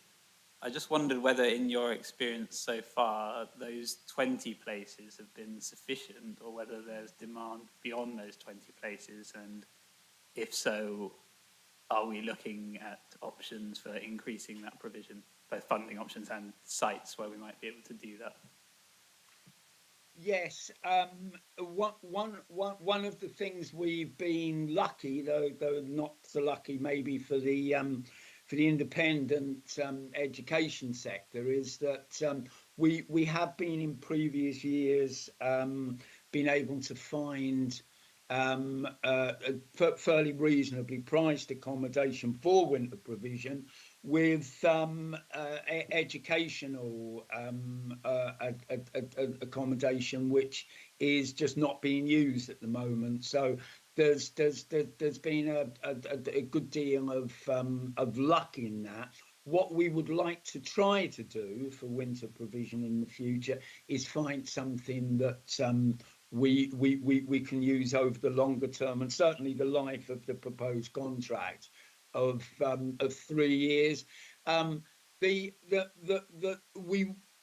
under the contract will expect the successful contractor to do the hunting down of that facility, and they will need to convince us as part of the bidding arrangements that they have accommodation that is suitable for the provision, and so we'll make the judgment on that. But naturally, we will assist in any way that we can to try to assist with finding accommodation through contacts that we have. But it remains to be seen just exactly what is out there and what the market manages to throw up within the period during which the contract is out and potential contractors will bid. Councillor Herbert. Oh yeah, Councillor Herbert as a follow-up question. Thanks very much, James. The follow-up question isn't directly related to that, but given we're funding the winter provision for 3 years, and as Councillor Porra mentioned, that's a really good thing that we're doing that, are we looking at the potential to give out multi-year grants with the homelessness prevention grants as well, to give an element of certainty to some of the homelessness charities in the city? Thank you for your question, Councillor Cameron. The answer to that is very much a yes. I think I think that annual grants they have a definite advantage in one respect, that they're there for organisations that are maybe new to Cambridge, or existing organisations in Cambridge that have new ideas and different approaches. It gives them the opportunity to put in bids, and for us to support bids on a pilot basis to test whether or not this new idea or new service has some potential. And I think that the Women's Resource Centre bid, and the small sum of money that we're presently recommending that should be given to that is one such example as that. So continuing to have annual bids for relatively small sums I would recommend continuing. But what I think is important is that there are services that we've funded year after year after year, and we go through this process, don't we, of asking the organisations to put in the bid, and there is uncertainty attached to that, particularly when that uncertainty involves people's jobs, as it certainly does and has done. So one of the things we'll be looking at, I'll just give you this as a very brief example. We fund quite a number of employment support contracts, not just for rough sleepers, but for homeless people in general. It's a very important connection that we make about the number of people that approach us that do not have a job or have a very low paid job. So doing more work there with employment support and advice over the longer term, I think is going to be an important area for us to look at as multi-year funding, but also it gives us the opportunity of being able to bring together, possibly, we need to explore it further, but possibly bringing together services that at the moment that are delivered by 3 or 4 different agencies. Maybe there is some scope for bringing those together and thinking about that over the longer term. This is speculative at the moment, but I've given you quite a long answer to the question, because we are certainly looking at the idea of multi-year contract as being a better way forward for those reasons for some services. Councillor Herbert, please. Thanks, Chair. It doesn't require a response, James, but I know from my work how much work the team puts in. The point I would just want to put into the meeting is just a thanks for actually shifting the balance of the way all of the funding is used, because if we go back 3 or 5 years ago, we were funding hostels and helping people on the streets. And if you look at the way that this money is being used and targeted to particular need groups, younger people, women, different types of people's needs, it's about accommodation, Chair, and it's about moving people on. And I do think that has been a signal success. Obviously, it can be reviewed and quantified, but to actually be able to provide former rough sleepers with accommodation and to support them in that is a heck of a lot better than supporting them on the streets. Councillor Gothropwood, please. I'm going to change this is a question on a slightly different topic, but how are we're supporting homelessness and homelessness prevention. Sorry, we're supporting the prevention strategies. How we support, and this is something that comes from a resident who asked me how we were supporting refugees moving from hosts, so this is Ukrainian refugees in this particular instance, into council homes, and how are we ensuring that they can obtain the essential furniture and white goods they need, and it was also issues to do with delivery of goods and things. Now I could come up with a list of things they could do, but I wondered if you could comment on that, please, James. Thank you. I wonder whether the head of housing might be better place to give you a fuller answer. I know what's going on, and I know within the area that I work in that we're doing significant work alongside the Safer Communities community safety team to help out both with housing and furnishing and everything that goes with that, including support, linguistic support, and so on and so forth. But I wonder if the head of housing wanted to say something at this point. I'm perfectly happy to continue, but I think that David is probably a little bit closer to the action than myself. Yeah, thanks, James. Thanks, Councillor Gorthrop, for the question. So, yeah, I mean, as you're probably aware, each refugee has been sort of given £10,500, or not refugee directly, but we can draw down that money from the county council. So we've been putting it to good use in sort of various support services, some of which James has outlined there. In terms of council accommodation, we're trying to look at various options, including the private rented sector to support. We currently have 138, I believe, households in guest accommodation in the city. You may recall 1 or 2 committees ago, we got permission to direct let 20 units of council accommodation to Ukrainian refugees. And we've also set up a partnership with housing associations, offering them the opportunity to offer up some properties to assist. We are currently building up an asylum seeker and refugee team, which hopefully we can do a bit more in terms of securing accommodation in the private rented sector, thus to ease the burden on social housing stock. And we have got a contract with a furnishings provider, and this is part of the grant that we've been able to draw down from the county council, so that we can offer people, Ukrainian households moving into accommodation, some sort of fully furnished units with brand new furniture. As a result of that 10,500, that's one of the things we've been able to do. Thanks very much. Thank you.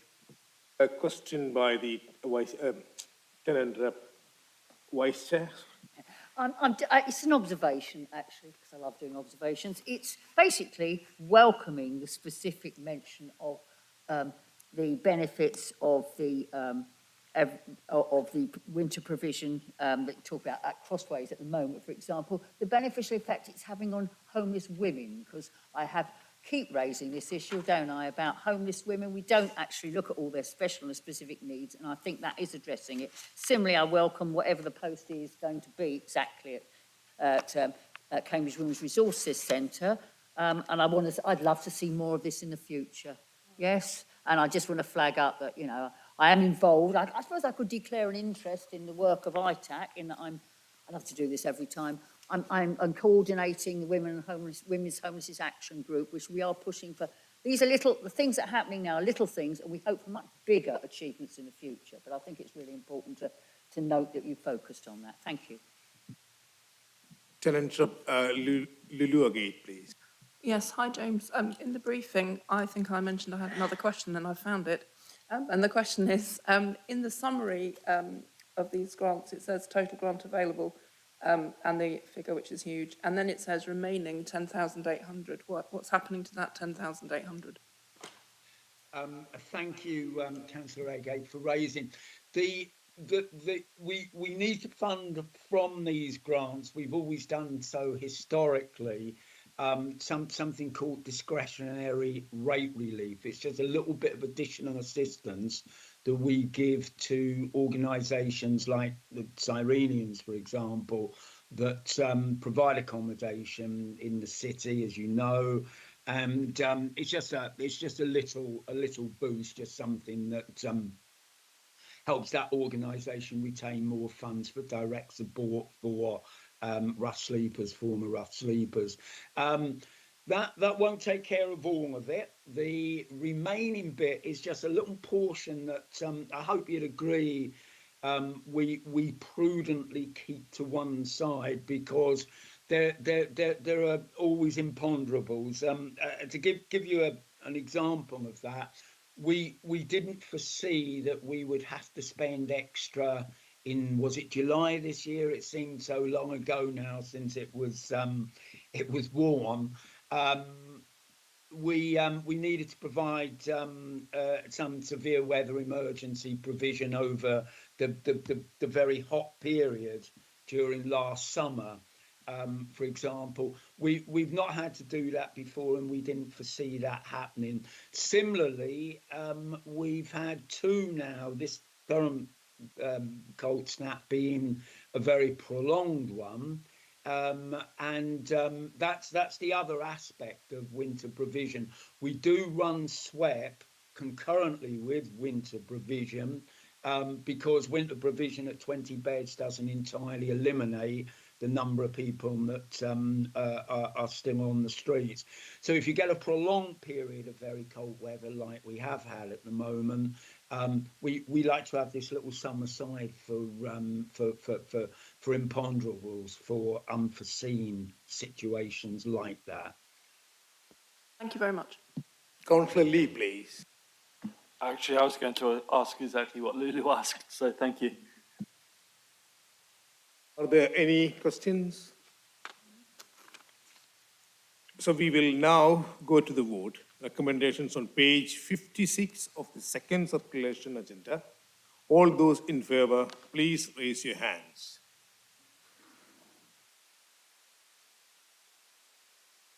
We're at 7, Chair, in favour. Those against? Those abstaining?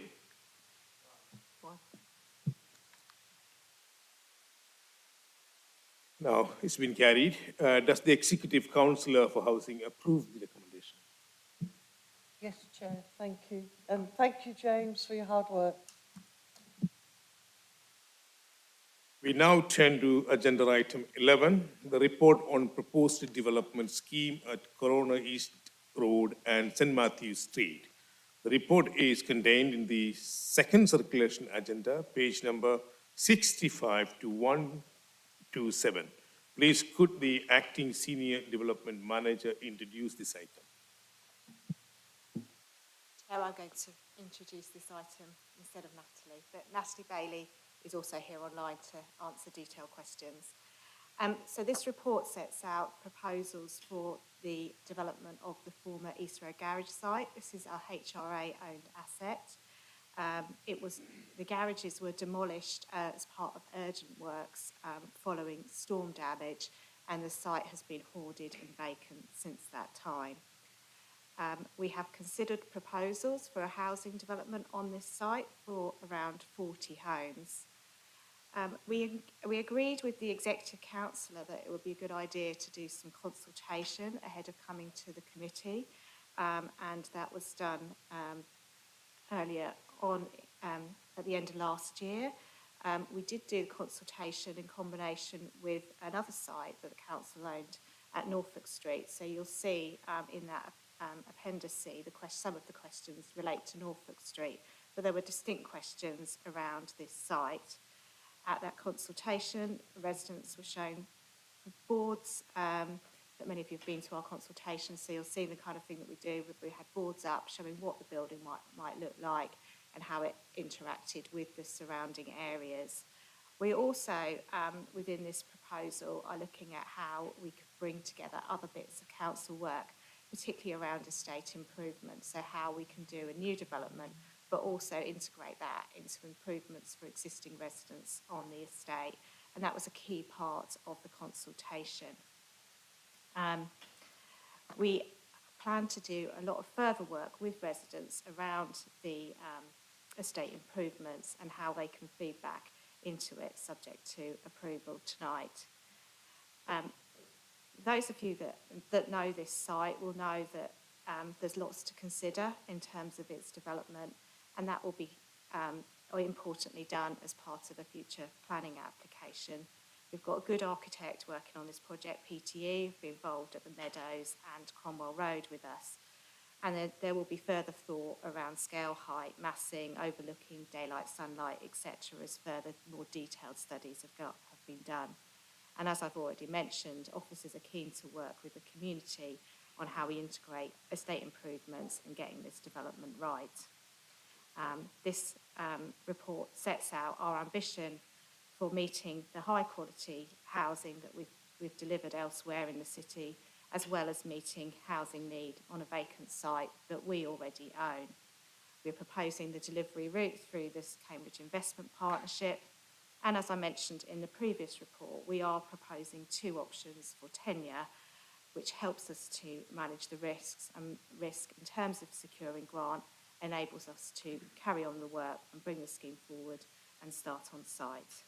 I'm happy to answer any questions the committee may have. Thank you. Councillor Lee, please. Yeah, just a quick question. How are officers planning to respond to comments from the resident about the proposed height and massing of the proposal blocks on East Road?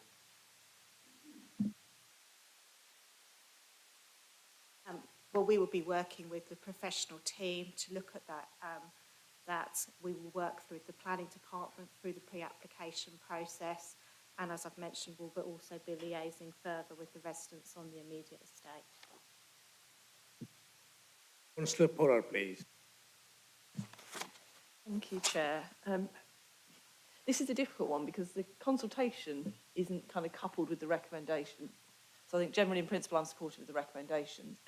But I did have some real concerns about how the consultation was run. It's not in my ward, but it's very adjacent.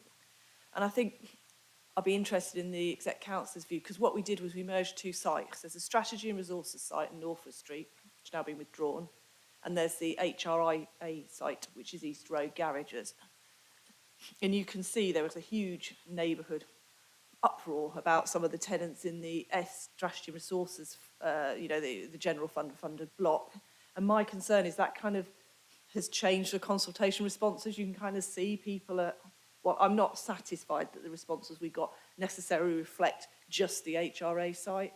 So I suppose I'd like to know, I don't think this is even for the Exec Council, I suppose this is to go back to, Councillor Davey, when the strategy and resources team are going to look at the feedback from their site, which is obviously separate, though is included here, and I appreciate why. And also, I think the questions were quite vague. It's one of those, do we all like nice houses? Yeah, obviously. I think in future it might be useful if we're doing this kind of thing to have a think about those questions, be a little more specific. Because it's one of those, if you have a tick box that says, don't you want to have sustainable development, everyone's going to say yes. The issue is where and how. So I suppose that's just my general concerns about that. On a positive point, I noticed it's quite interesting that the responders didn't seem particularly keen on the commercial units. And that's certainly something I think we've seen across our portfolio of, void units at the moment we haven't been able to fill. So I'm hoping that obviously that will come back to officers in terms of, in that site particularly, it's one I know very well. It's near a lot of other shops. This isn't the only local centre there. So I certainly hope that we are taking on board the fact that, if tenants aren't particularly worried about having commercial units, perhaps that could be housing instead. Anyway, those are my points. Thank you. Respond. Thank you. I'll come back on the consultation, and Fiona Bryant's going to come back on the Norfolk Street. So in terms of the consultation, as I said, it was combined. I mean, I think these things are tricky, but we made sure that everybody in the local area knew about it, and actually you could sometimes argue that they might have not really come to see East Road, they come to see Norfolk Street, but by being there, they also saw the information about East Road. They're very local to each other, and we discussed locally with ward councillors, etc., about that was appropriate. Fiona, did you want to pick up on? Yeah, if I may, just like to briefly comment on the consultation too. I agree with what Claire said. I understand that it is quite unusual to bring, combined sites, but because of the proximities of those sites and the overall proposals for general improvement across that area, it was important to us that at that very early stage we ensured that we did engage the public as far as possible in understanding some of the thought processes going on at early stages over both those sites. I do agree that the consultation questions are high level, but at this point in time, we are just talking about a proposal to develop. We are not talking about, all of the detailed scheme proposals. And obviously, the concerns raised around Norfolk Street were in particular around some of the communications which we believed had occurred with the tenants and had clearly not been carried out in the way that we hoped, and we take responsibility for that. So hence why we have gone back to review. I would dispute that the focus of the consultation and the survey was skewed by the concerns over Norfolk Street. If you actually look at the answers to the questions and the numbers of those answers, specifically in relation to the questions on East Road itself or on the East Road proposal, I think you'll find that the numbers are pretty high. And even at the high level, those were specific questions on East Road. In terms of Norfolk Street, the general responses to those proposals in principle, outside of the concerns over the current tenants, were actually quite positive. And we obviously took that back to review, to understand and listen to the concerns, and we will be looking at those over the next period and engaging with the tenants and other residents in future again. Councillor Herbert. Yeah, I'm interested in digging into some of the responses, but I've got a broader point, Chair, which is that we have an obligation to maximise what we can with the sites we've got. And I have looked at this site over a period of years, and I'm aware that it was a garage. I think Councillor Rosensteel kept a car there. But I think we just have this obligation to make the most of sites in a challenging situation. It isn't at the end of the day a referendum of the adjacent residents, albeit that they really do need to have a say in what happens. And I don't want a building as ugly, and it won't be. It won't be anything like the Crown Court building living nearby, which was given planning permission. And there will be clearly, and you'll have a say, Councillor Porrer, as a member of the planning committee, when there is a planning application which will judge the merits of what's proposed. But I think if you look at these processes and also other locations, there is a care, there is an interest to get comments, and that I think is prompted by these general questions. And the opportunity in a location where we can build, and here we're proposing 40 flats, is really valuable. And there's still a lot of, this is a bit like the Grand National rather than a short race. There's an awful lot more hurdles to overcome in terms of funding and in getting a scheme like this right. But I know I've been throwing compliments about, but I'm glad I am not the one who's been getting over some of these hurdles, and there's still quite a lot more to go.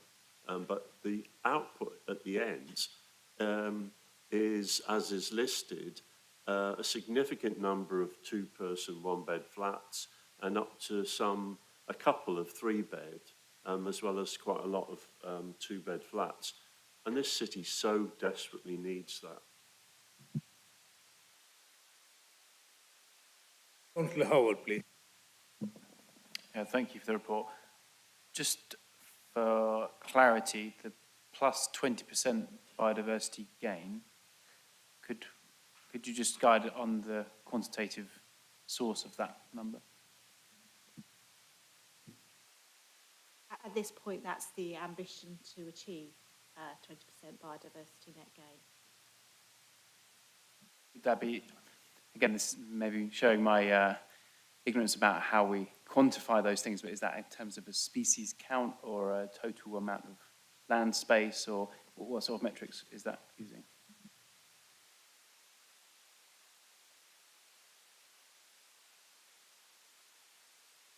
It's a calculation that we use as part of the planning application process. I haven't got it to hand, and we set it out when we set out our new sustainable housing design guide as well as an aspiration, and I'm happy to provide detail as to what that will be. So just to add, the aspiration is for the biodiversity net gain to be achieved within the existing site. We've also included within this some wider estate improvements, but our intention is for those to be separate to the biodiversity net gain within the original site. So that's what we're working to at present. That's the aspiration. Councillor Robertson, please. Thank you. This is in my ward and very much of concern to local residents exactly what gets built here. I certainly endorse the idea of housing on the site. It lends itself for further development, and housing on it would be very good. But if you look at the plan on page 79 of the agenda, you'll find there's 3 blocks of flats just to the left of the building. They're all 2-storey, flats and houses, all 2-storey blocks. And the buildings proposed are 6-storey and 4-storey.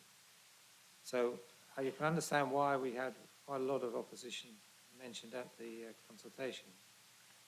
There's room for manoeuvre on this. The court building next door on the other side of the road, that round thing you can see on the plan, is equivalent to 6 stories.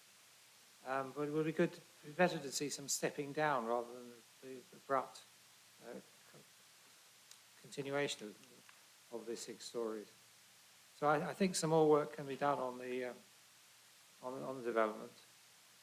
I think I will vote for all this, but I would like it minuted that I'm voting for the recommendation, but I may need to support local residents if the plans are unchanged and if it is clear that there is a strong majority of residents living nearby who are against it. You can understand I'm a ward councillor, and that's the view I have to take.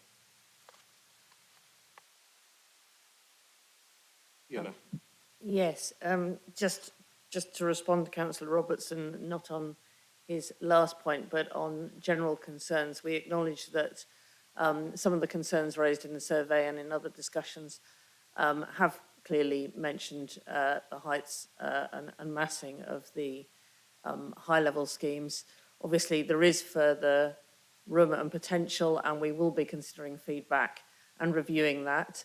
I think everyone will be aware that when the council is reviewing and moving forward to detail on the development, we do need to take into account a number of different things.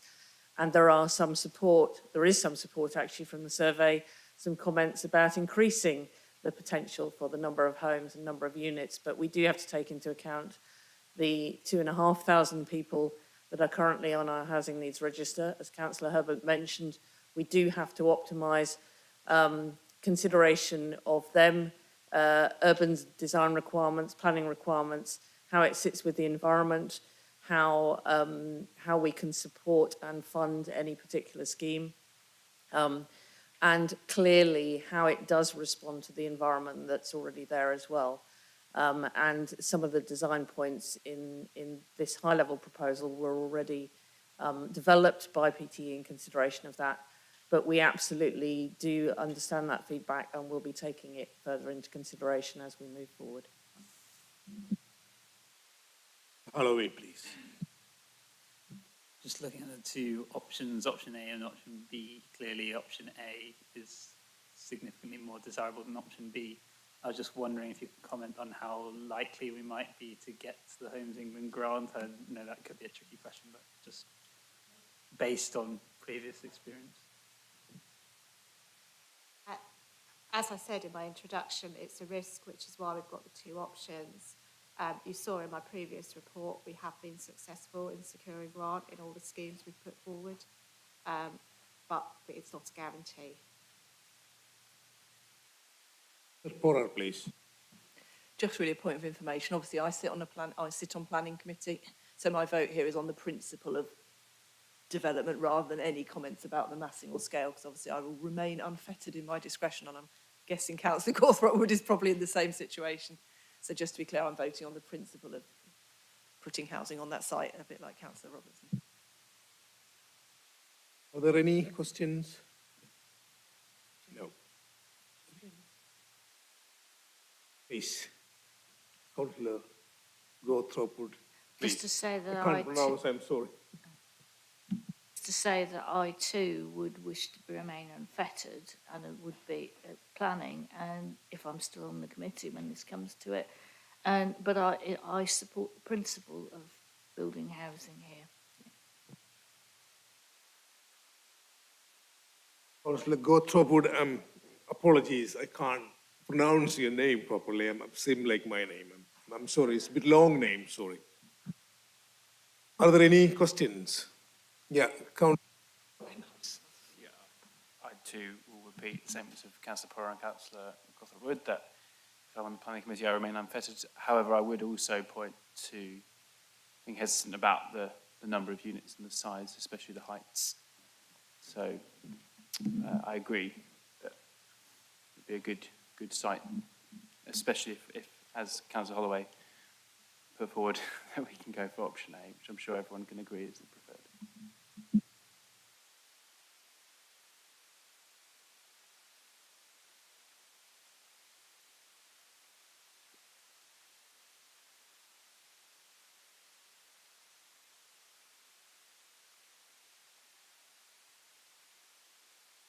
the second circulation agenda, all those in favour, please raise your hands.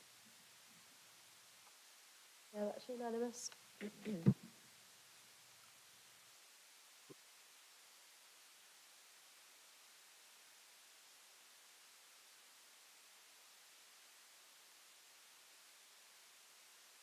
Yes, Chair, thank you.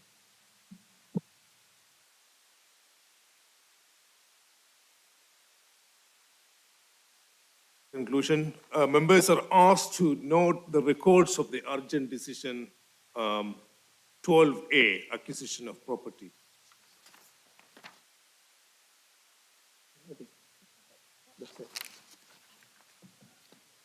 Now, thank you. That now concludes the Housing Scrutiny Committee. Please could I ask everyone exit the building via the Fish Hill staircase door, and that people take their own rubbish home, and if anyone has used any glasses, please could they return them to the red tray outside the committee room 1.